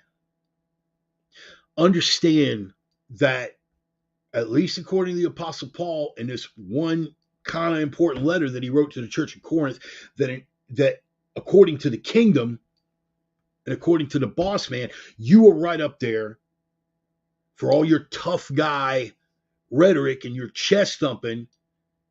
and can't walk up a flight of stairs without getting winded. You are right up there with fornicators, idolaters. Oh, some of y'all that don't like gay folks very much. Uh, yeah, mentioned right there, same passage. Bunch of damn homos. Oh, really? Soft man? Because you might not be a sword swallower yourself, but if you're weak, this letter puts you right up with the rest of them. Abusers of themselves with mankind, covetous, drunkards, revilers, extortionists, all because you choose to be weak. And make no mistake, weakness is a choice. Getting back to muscular Christianity, let me tell you how the English and eventually the Americans dealt with it. They started cultivating physical culture. It wasn't called bodybuilding or powerlifting or any of that stuff back then. They started cultivating physical culture and tied it in with spiritual strength and spiritual development. You guys ever hear that's a little thing, man? A bunch of gay dudes made a song about it called the YMCA. You can take the easy jokes if you want. I'll give you a second. I'm gonna get something to drink real quick. You guys just go ahead and take the easy gay jokes about the YMCA. Take a minute. All right, cool. Y'all done?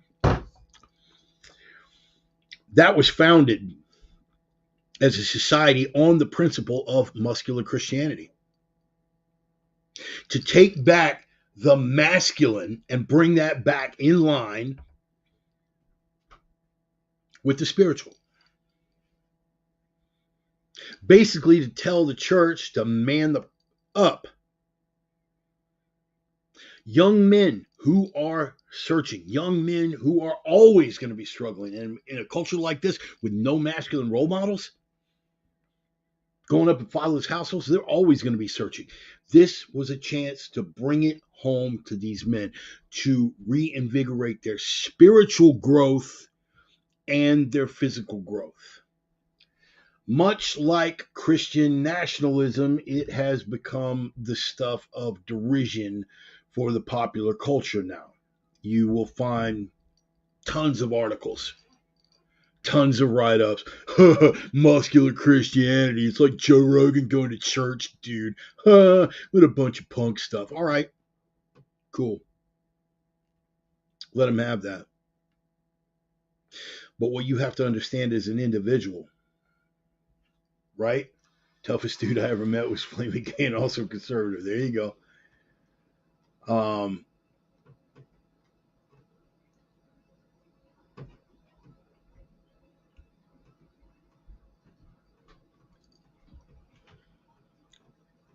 As an individual, you have to cultivate that. This is another similarity that the Stoics have in common with the scriptures. This is another thing that the Stoics have in common with Christianity. You cannot have one without the other. You cannot have spiritual development without physical strength. You cannot be spiritually strong and physically weak.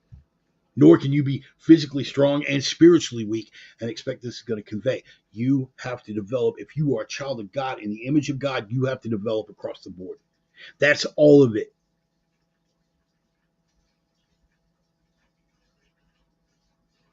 Do I smoke? Yep.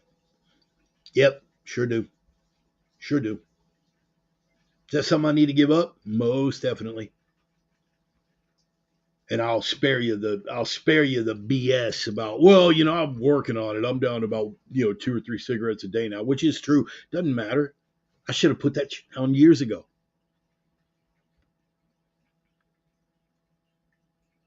Maybe you eat junk food. Maybe you got a thing for Wendy's pretzel baconators. Ain't nothing wrong with that either. But when you have completely abandoned any pretense of developing yourself physically, and when I say developing yourself physically, we got to get back in line with this entire sermon was about in its entirety, and that is that clash of cultures, is it not? The West and Christendom, Christianity as a religion, the West as a civilization, the values that hold together Western civilization and the great things that we have brought to the world and wish to continue to bring to the world. People are out there trying to end you, man. And you think it's okay? What? You bought a gun. You got a sexy little karambit on your belt and you twirl it and you got some neat little hands or a butterfly knife and you know how to put. Great, bro. Do you train? Can you walk up a flight of stairs without getting winded? Can you throw power punches into a heavy bag for 30 straight seconds without needing a minute and a half to recover when you're done? Do you have any skills? Have you trained boxing, martial arts, anything? For those of you who don't, just as easy. And again, keep coming back to it. You guys know why I advocate for it. Spear system. You might have never thrown a punch in your life. You might have never trained a day in your life. And I promise you, you give me 5 hours of spear system, I will give you a set of skills to save your own life. Are you going to be an MMA pro fighter? No. Are you going to be the physical equal of somebody who outweighs you by 50 pounds? No. But I can give you those tools, man. You give me 4 hours, 5 hours, I can give you those tools. People want you dead, bro. And the beauty of it is they don't even want you dead. They want everything we represent dead. They want everything that we stand for dead. What's the old joke? It's not that bullet with your name on it that you got to worry about. It's those 10,000 that say, to whom it may concern. Y'all tracking? The West. For whatever reason, they have been sold the bill that we are the source of all evil in this world, that we are the source of all of their pain, all of their corruption. We are the reason why equity can't be achieved. We are the reason why people are starving to death in foreign countries. We are the reason.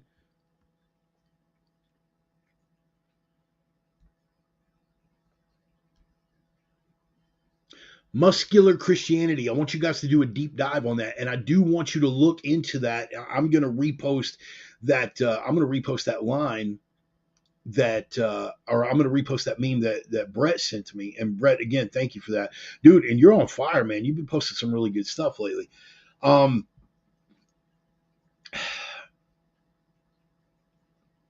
And such was some of you, but you're washed and you're sanctified. But you're sanctified by the name of the Lord Jesus, by the Spirit of God. All things are lawful unto me, but all things are not expedient. All things are lawful for me, but I will not be brought under the power of any. That's heavy. And I'm going to close with that. I'm going to let y'all take that one home with you. All things are lawful unto me, but not all things are expedient. All things are lawful for me, but I will not be brought under the power of any. Hold yourself together. Walk in the light. Walk in the truth. Again, that is 1 Corinthians chapter 6. And here's a little thing too, since I'm leaving you with that. I want you guys to do a deep dive on muscular Christianity. But in closing, here's a little something that I do when I'm just, if you have something that's troubling you, whatever, strength. The miracle of the internet is that you can go and throw it into a search engine, pull me up some Bible verses on holding it together in the face of adversity. Pull me up some Bible verses and take it. And then when they send you to a specific passage, don't just read that specific passage. Read the entire chapter. And then, now that we've got you riveted, read the chapter before and the chapter after. Sometimes just doing that once or twice a week will at least keep your mind sharp and your spirit solid. It's a little pointer for those of you out there that don't really do a whole lot of reading. Just a thought. That is 1 Corinthians chapter 6. Read the entire chapter. A lot of strength in that. But getting back to muscular Christianity very briefly, and then we're going to close on that. A whole lot of those principles, and guys, I can repost some stuff. If you guys send me a message, I can send you some links, not just to books, but to interviews, but to deep dive interviews on that subject. That basically will light you up a little bit on muscular Christianity. It's a good principle, man. It's a good principle. We cannot afford to be weak. As children of the West and as children of God, we cannot afford to be weak going forward, because as we have already established, there are people inside the West and outside that want to see us brought to an end. And the saddest part about it is, truly the saddest part about it is, that they don't even get that half of them wouldn't even exist without the fundamentals of the West. I'm going to touch on these two bullet points real quick, and then I want to get into CERN, because I don't want to belabor these two, but two studies came out this week. The trans community, right? There's an example. We're horrible. Christians are horrible. The West is horrible because we're creating, inequities, and we're not acknowledging their existence, yada, yada, yada. Two studies that came out this week. And both came out of the Netherlands. One was a study that found that the overwhelming majority of gender-confused children grow out of it. Overwhelming majority. They tracked 2,700 kids, 2,700 from age 11 until their mid-20s. Over the course of 15 years, every 3 years, they were asked to talk about how they were feeling about gender. By the time they had reached 25 years of age, only 4% said that they still continued to be confused about their gender. 4%. 4% of 2,700. 4% of 2,700 said that they were still confused about their gender once they hit their mid-20s. When did they start? From 11? Yeah, from age 11. This is the age where people are putting the push on. These sick butchers are putting the push on for them to start taking puberty blockers, for them to have life-changing surgeries, for them to have sterilizing treatments that cannot be reversed. So there's one study.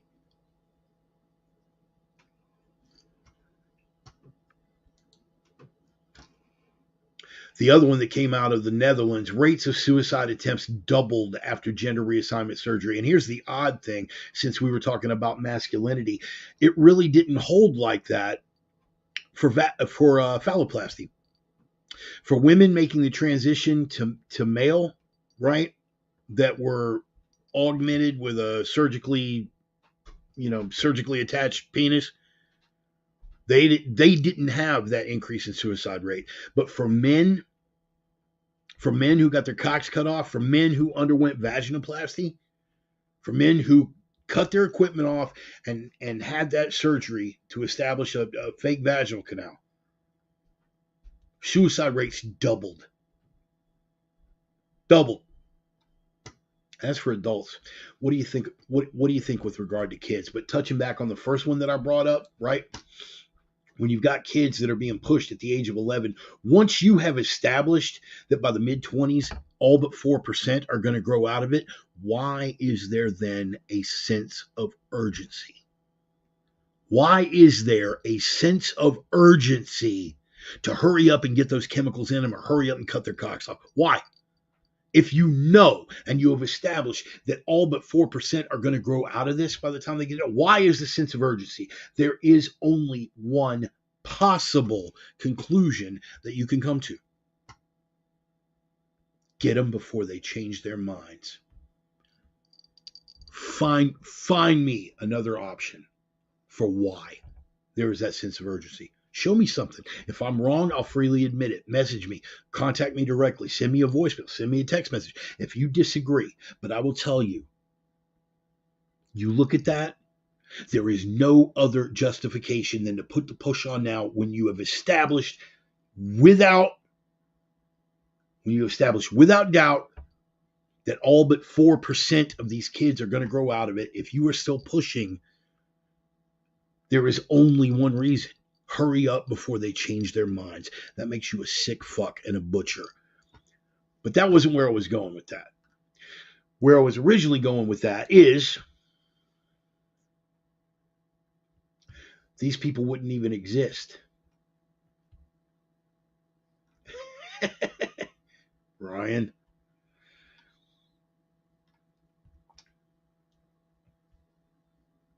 And yes, there is money. There's money. Hurry up before they change their mind, especially when there's that much money behind it. But that still gets in a lot of hurry up before they change their mind. That's the root of it. But here's the thing. Feel how you want about it. We got to love those people. We got to love them as individuals. We got to love them as children of God. We've got to love them particularly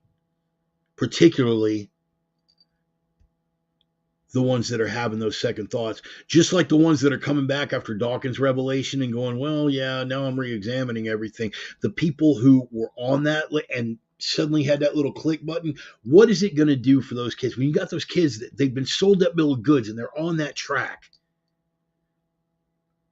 And then they start having second thoughts. And when they approach somebody who's of the faith or even has two brain cells left to rub together, and they're searching, and what they get from us is, you're evil. What does that do but push them right back into the chaos? Y'all got to be thinking different, bro. Y'all got to be thinking different. I understand there's a lot that does have to be confronted. It's that separating the sin from the sinner. There's a lot that has to be confronted. But remember forgiveness and redemption, man. There are plenty of people that went wrong on any level, spiritual, or, believe in the official COVID narrative, or believing that socialism was a great, whatever, believing in the new atheism for Dawkins. There are plenty of people that went wrong. If they stay going wrong, let them go. But if they catch the snap, even for a minute, you got to welcome them back in, bro. For those of you who share the faith with me, it's kind of an order.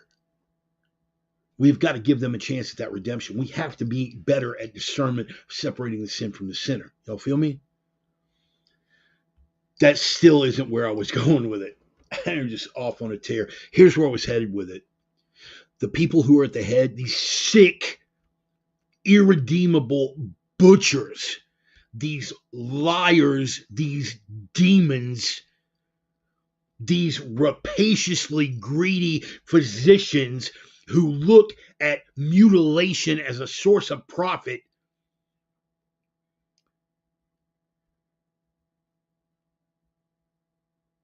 they're a different ballgame.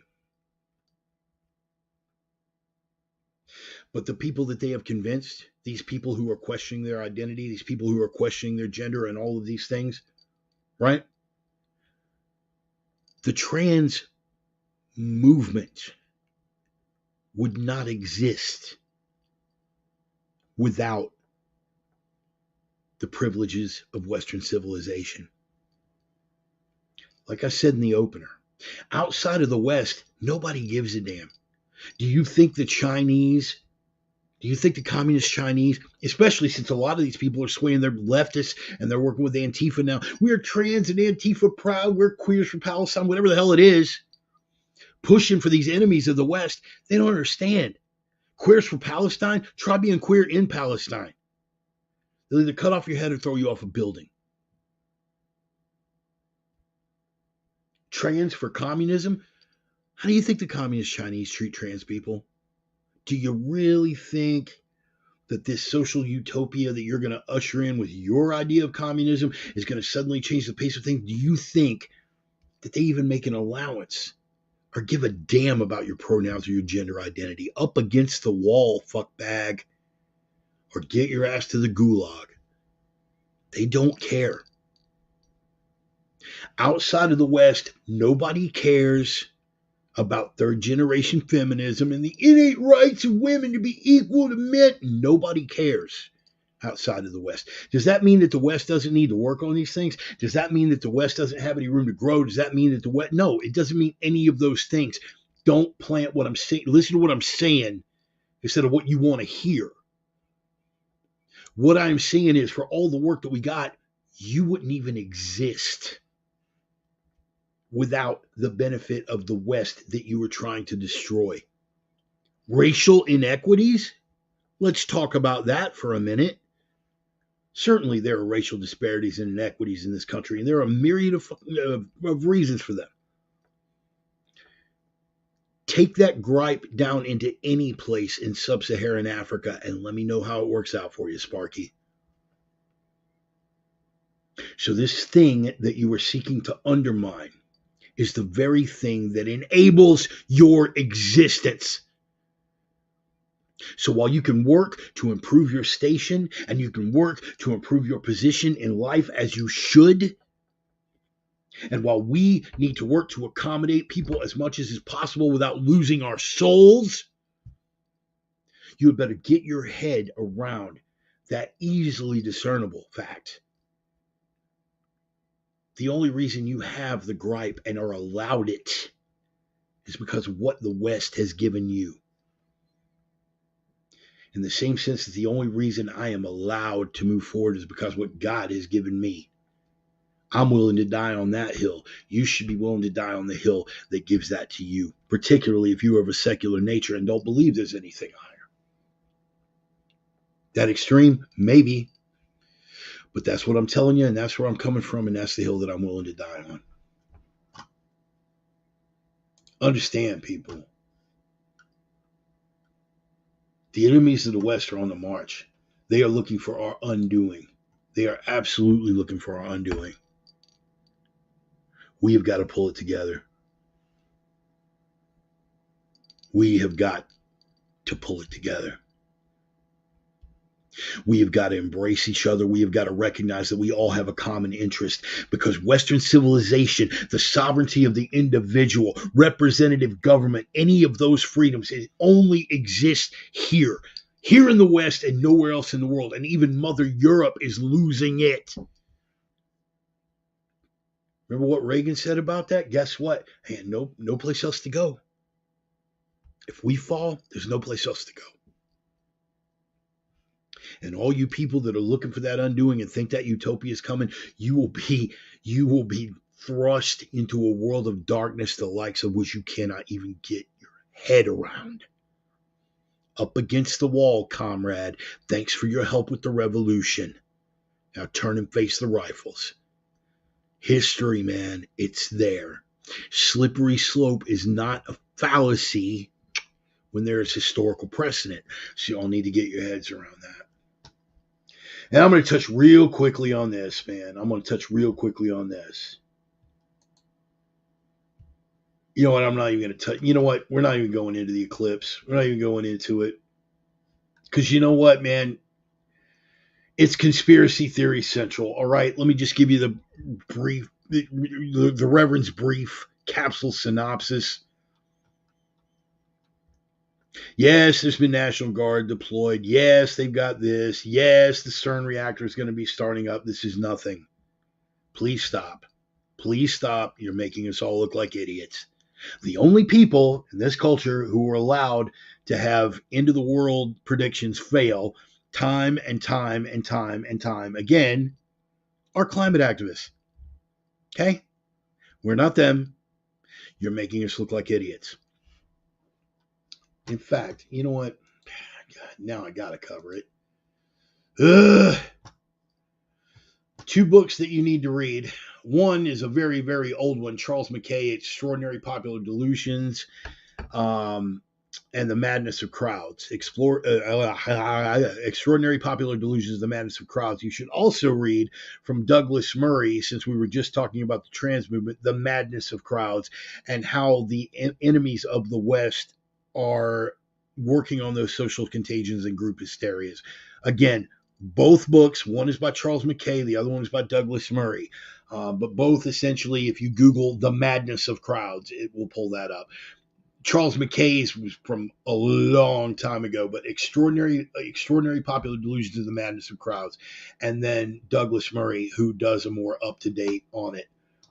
It is responsible for the trans madness, but it is also responsible for the conspiracy madness. And the conspiracy madness is getting completely out of hand with regard to it. I will refer you to an article from Wired magazine, and I am loath to quote those dudes for anything, but they basically refer to it as the solar eclipse is a Super Bowl for conspiracists.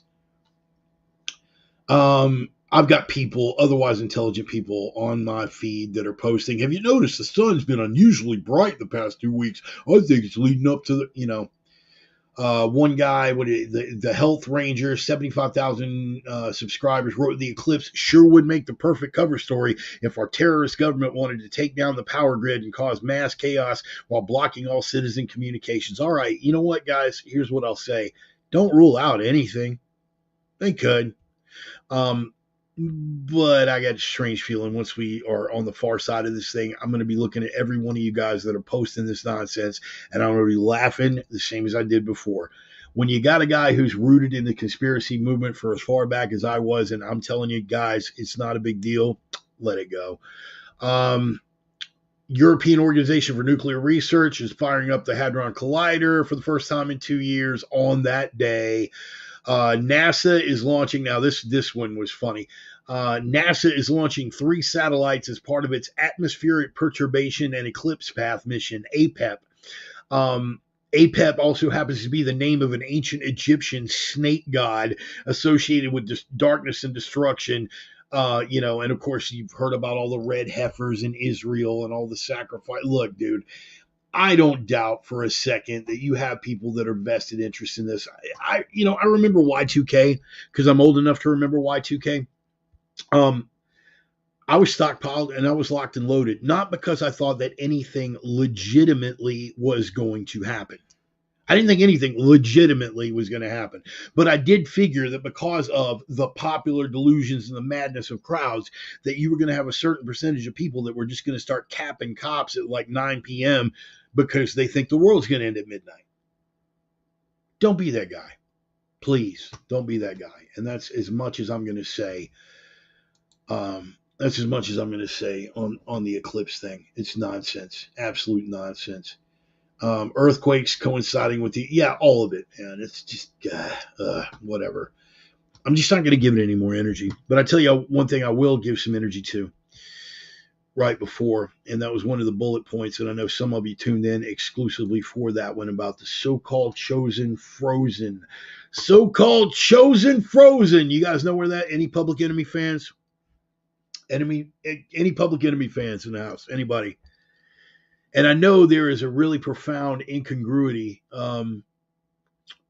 in a guy who basically is coming from circles of white nationalism and Christian nationalism being a Public Enemy fan. I'm a huge fan of Public Enemy. How do you sell soul to people? How do you sell soul to a people that lost their soul? How do you sell soul to a people that sold their soul? Chuck D's brilliant, man. Chuck D's always been brilliant. Flav's a clown. We all know it. That's his position in the band. But lyrically, man, regardless of his, and again, man, he's a devotee of Farrakhan. Farrakhan really doesn't have a whole lot of love for us Peckerwoods. Really doesn't. And that's okay too, man, because truth is truth no matter who's speaking it. And Chuck is at least holding his own people accountable. But okay,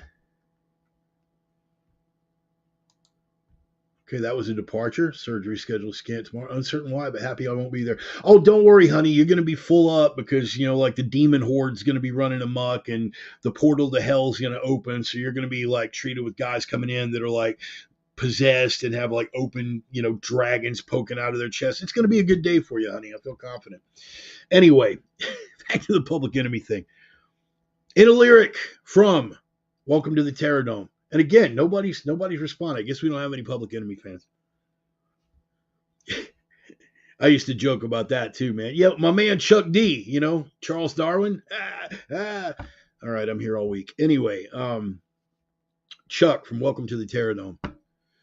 Crucifixion ain't no fiction. So-called chosen, frozen. Apology made to whoever pleases. Still they got me like Jesus. I'm sorry. Did that come off as anti-Semitic? I try to avoid that stuff. If the truth makes me sexist, then I am sexist. If the truth, objectively, demonstrably, provably, ODP, objective, demonstrable, provable. ODP, hashtag ODP. You down with ODP? Yeah, you know me. Objective, demonstrable, provable. If the truth, ODP, makes me a misogynist, then I'm a misogynist. If the truth, ODP, makes me racist, then I'm a racist. If the truth, ODP, makes me an anti-Semite, then up with the stiff arm salute, boys and girls. I will not shy from the truth if I know it to be the truth. And I don't care if it's short dicks every cannibal on the Congo and hair lips every hillbilly on Buck Creek. If I know it to be the truth, you are not going to get me to back down. You saw the meme that I posted earlier this week. Don't ever let anyone back you down as long as you have the facts to back you up. As long as you have the facts to back you up. So-called chosen frozen. Who's been paying attention to what's going on over at the Daily Wire? Candace Owens, my side piece. That's right. I got a little thing. I got a little sweet spot for Candace, and my boys in North Idaho are just going to have to deal with that. Charlie, no offense, baby, but, you know, a little sweet on Candy O.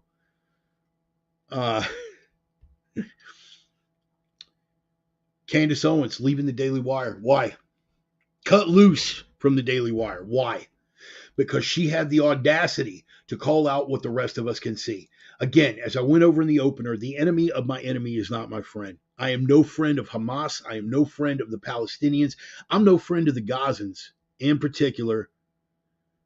Well, the Palestinian people and the children. It's like, look, bro, I'm sorry, but it should tell you something that even the other Arab nations in the region will not accept any refugees because they know that the line between terrorist and civilian when it comes to Palestinians in Gaza is non-existent. You understand that? They voted Hamas into power. They continue to empower Hamas, even as they use money for humanitarian aid and materials for humanitarian aid to build rockets and tunnel networks to hide terrorists. They are not guiltless. I am not buying this whole, oh, poor little innocent victims downtrodden, these Armageddon. No, I will tell you point blank on a personal level, for as much as I am disgusted with Zionism across the board and Palestinian and Israeli foreign policy across the board, disgusted by it, absolutely reject it. Having said that, on a personal level, if it winds up killing every single man, woman, and child in Gaza, I am not going to lose any sleep. Did you see what I pointed out? These are American activists, by the way. American activists for the Palestinians. Globalize the intifada. How hard is that to get your head around? Once we're done with the Saturday people, we're coming for the Sunday people. They make no bones about it. And if you get behind them, you are an enemy of the West. And if you are an enemy of the West, then guess what? You're an enemy of the Rev. But remember what I'm saying and what I'm not saying.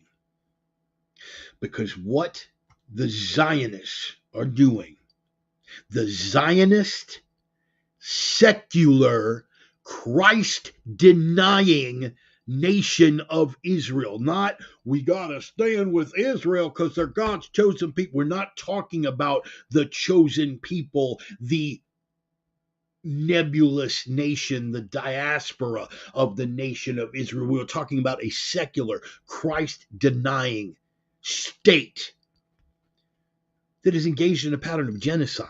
And it is not wrong to call it out. I don't happen to give a damn about the people that they're killing, but to call it not a genocide because I don't care about the people that they're killing is dishonest. And I'm not sinking to that level.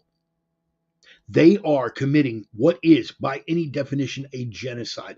And Southern evangelicals, about to take you to school, son. Y'all Southern evangelicals, I'm going to take you out back in the woodshed. We're going to have us a little come Jesus talk. Because of who you have decided to stand for or stand with. Ben Shapiro. Listen, man, I got to tell you something. I still love Andrew Klavan. I love him. The humor in his opening monologue has headed off active shooter incidents involving me more time than I could even count. But he and Knowles and everyone else at the Daily Wire showed absolute spinelessness with this. This rabbi took Candace to task for stating facts And they all lined up behind little Ben, little Benny boy, the yarmulke elf. Well, Candace has higher ratings than I do, and she's talking bad about the Jews. I don't like it. We gotta fire her. We gotta fire her. Because he sounds exactly like that. Tell me I'm lying. And yeah, Ben, you mentioned your wife was a doctor. Absolute gutlessness from the Daily Wire. Absolute freaking gutlessness. But here's the beauty of it. As long as we can keep people from going the full Monty and embracing the Palestinians and embracing Intifada and embracing Hamas,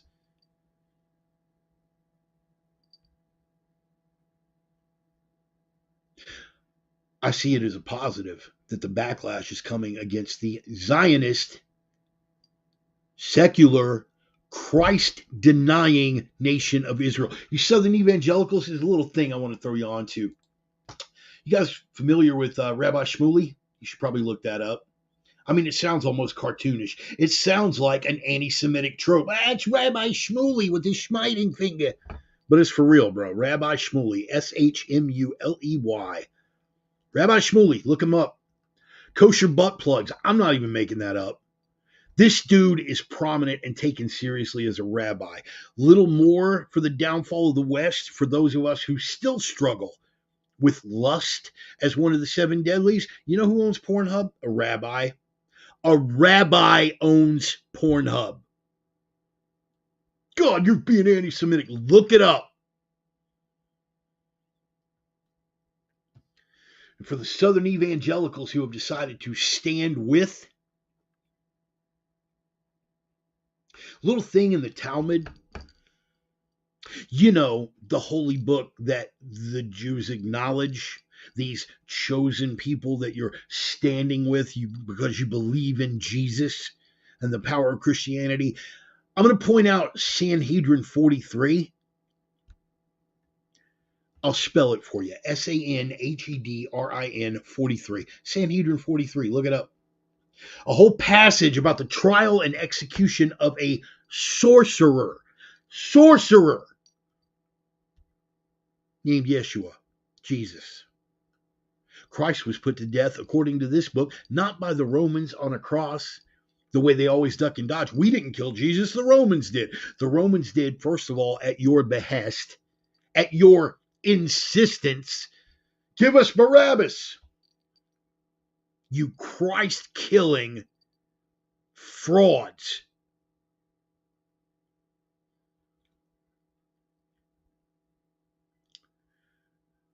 Sanhedrin 43 in the Talmud says that he was executed as a sorcerer. But let me get on to Gittin 57. That's Gittin, by the way. Gittin 57. And why don't you have a read about that? All you Southern evangelicals that love Jesus as you should, but stand with Israel because of your misreading of Scripture, that which he decreed against himself. This from Gittin 57. As he undergoes the following every day, his ashes are gathered, and they judge him, and they burn him, and they scatter him over the seven seas. That is in their own Scripture. That is how they feel about your Savior. That is how they feel about your Christ. Further on into Gittin 57a, it specifies that he is a false prophet, and for all eternity is boiling in, and there are two different interpretations of this, is boiling in either semen or human excrement as a false prophet and sorcerer, because he stood against the Jewish orthodoxy. And this is who you stand with.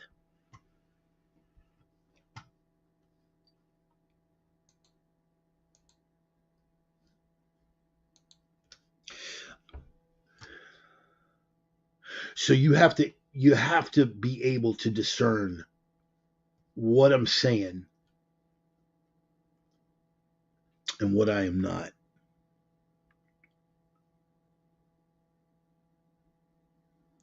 Cleanse the earth of the nation of Israel from the river to the sea. Am I saying that? That's not what I'm saying. That's what the radical Hamas supporters are saying on the left, and no one's holding them to account. For 4 years, we got treated to a parade of people accusing Trump supporters of being anti Semitic. Anti Semitic, interesting, for the president who finally moved the embassy to Jerusalem after all the others that promised they would and did not. Now, I don't think that was a good move on Trump's part. I think it was a horrible move. Like his bombing of Syria. I think it was a horrible move. I think he went really wrong there. But the one thing you can't say about the man based on that is to call him an anti-Semite.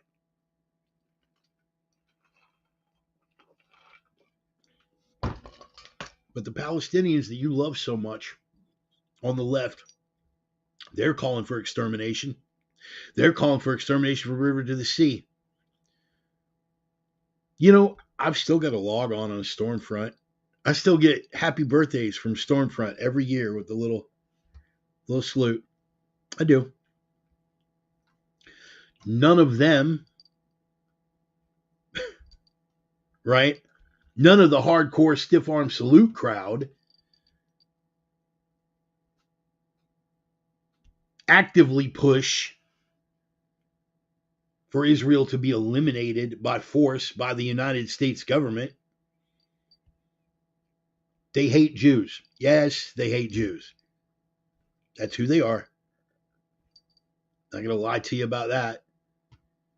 But why is it that the left have no problem calling out their hatred of Israel and their hatred of Jews, but when it comes down to their beloved radical Muslims, they can stand in the street screaming from the river to the sea. They can commit atrocities. They can threaten to push them right off that freaking continent.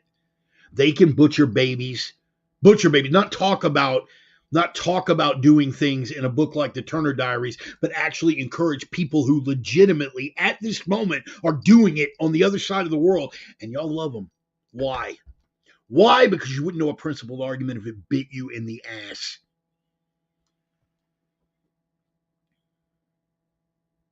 Some days, and pardon my language here, some days there just aren't enough views to go around. The situation in Gaza is one of those. We need to be away from it, period. Pull our money out, pull our support out, and let them play my God can beat up your God until they come to the proper conclusion. I literally don't care either way. Here's what I do care about.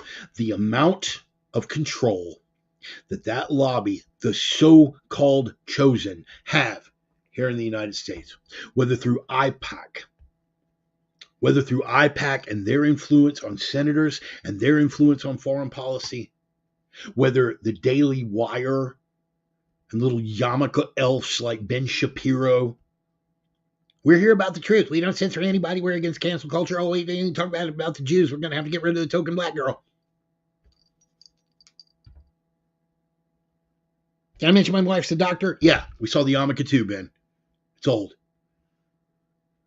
The control that they have in media and entertainment, and every one of those things are anti-Semitic tropes, but every one of those things are ODP facts.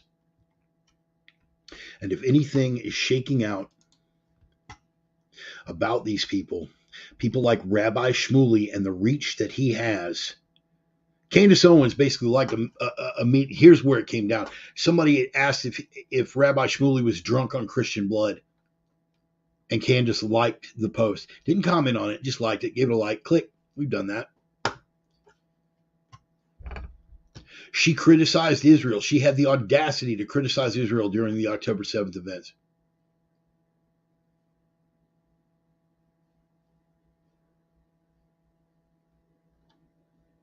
Owens is going to go further than the little yarmulke elf is ever going to be able to live up to. And she's going to do it independent of bowing the knee and genuflecting before the chosen, because they are the ones who feel that they hold the power.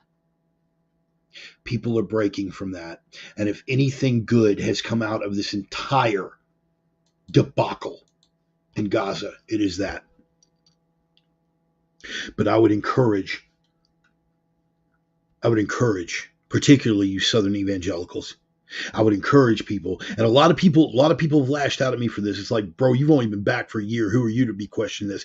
I'm a guy with eyes, 2 brain cells to rub together, and an astute student of history. What are you? What are you besides a blind follower? And if you are a blind follower,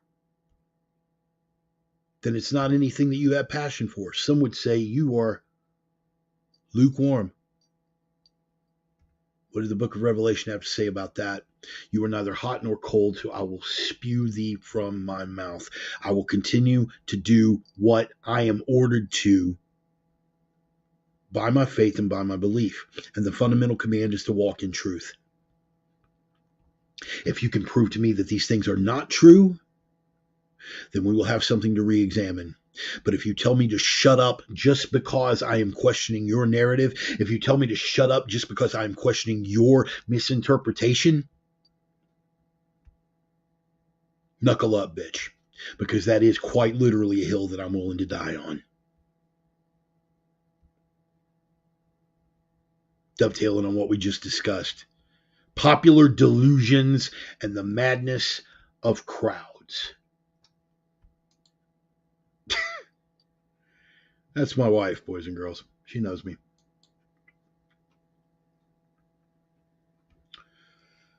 Popular delusions and the madness of crowds. If the madness of crowds is driving the West to embrace communism, then we've got to address that madness. If the madness of crowds is forcing Christians to embrace people who reject their Lord and their Savior, say that he's a false prophet burning in excrement, that he was a sorcerer, I'm going to reject that madness. When it comes to people thinking that it's over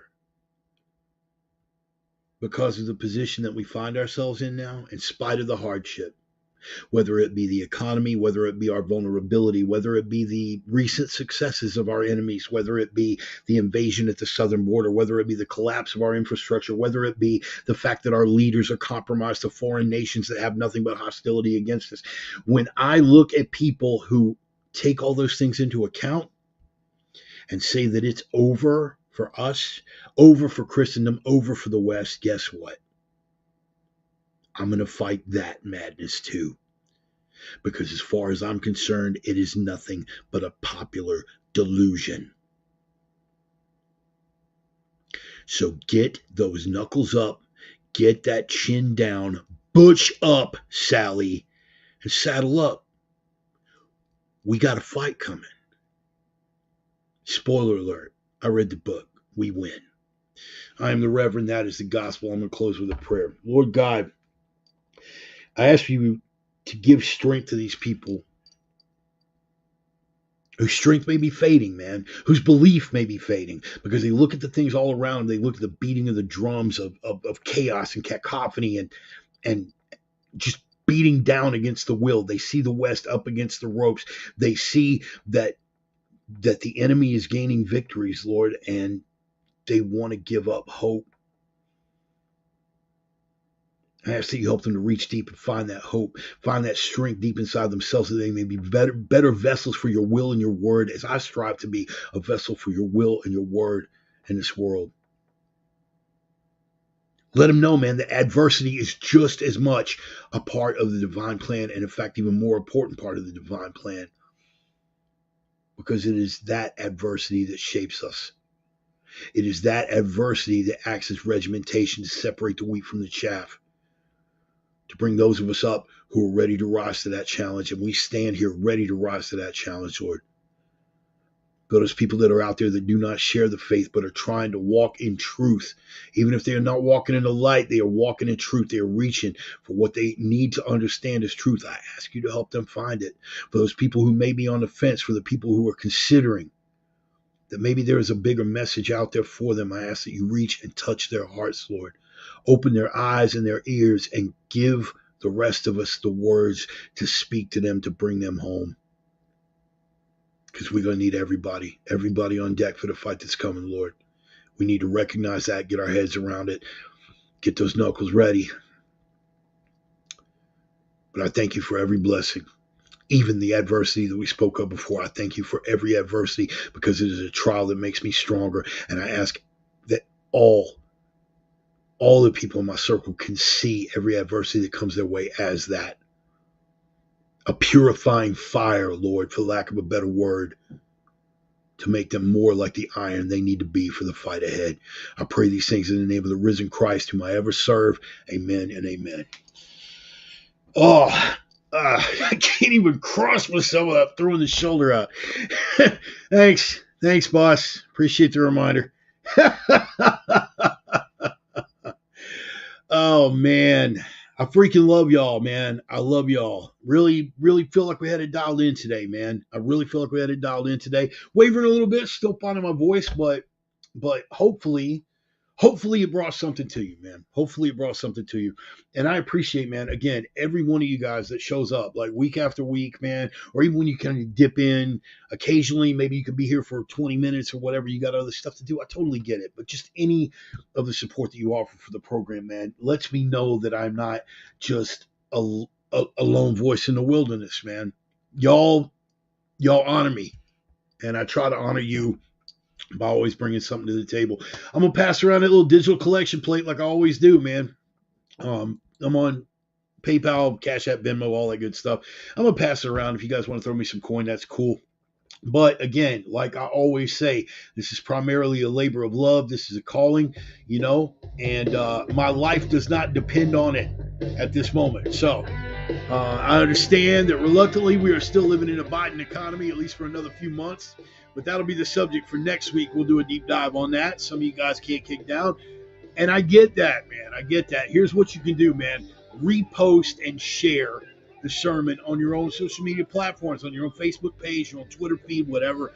Just repost and share. Just let them know, man, there's this fat, toothless cripple, crane operator with some opinions, and every Sunday he gets on a ransom race for a couple hours. He's a like-minded, a kindred spirit. Maybe you get something out of it. Check him out and repost. That would help me out a lot.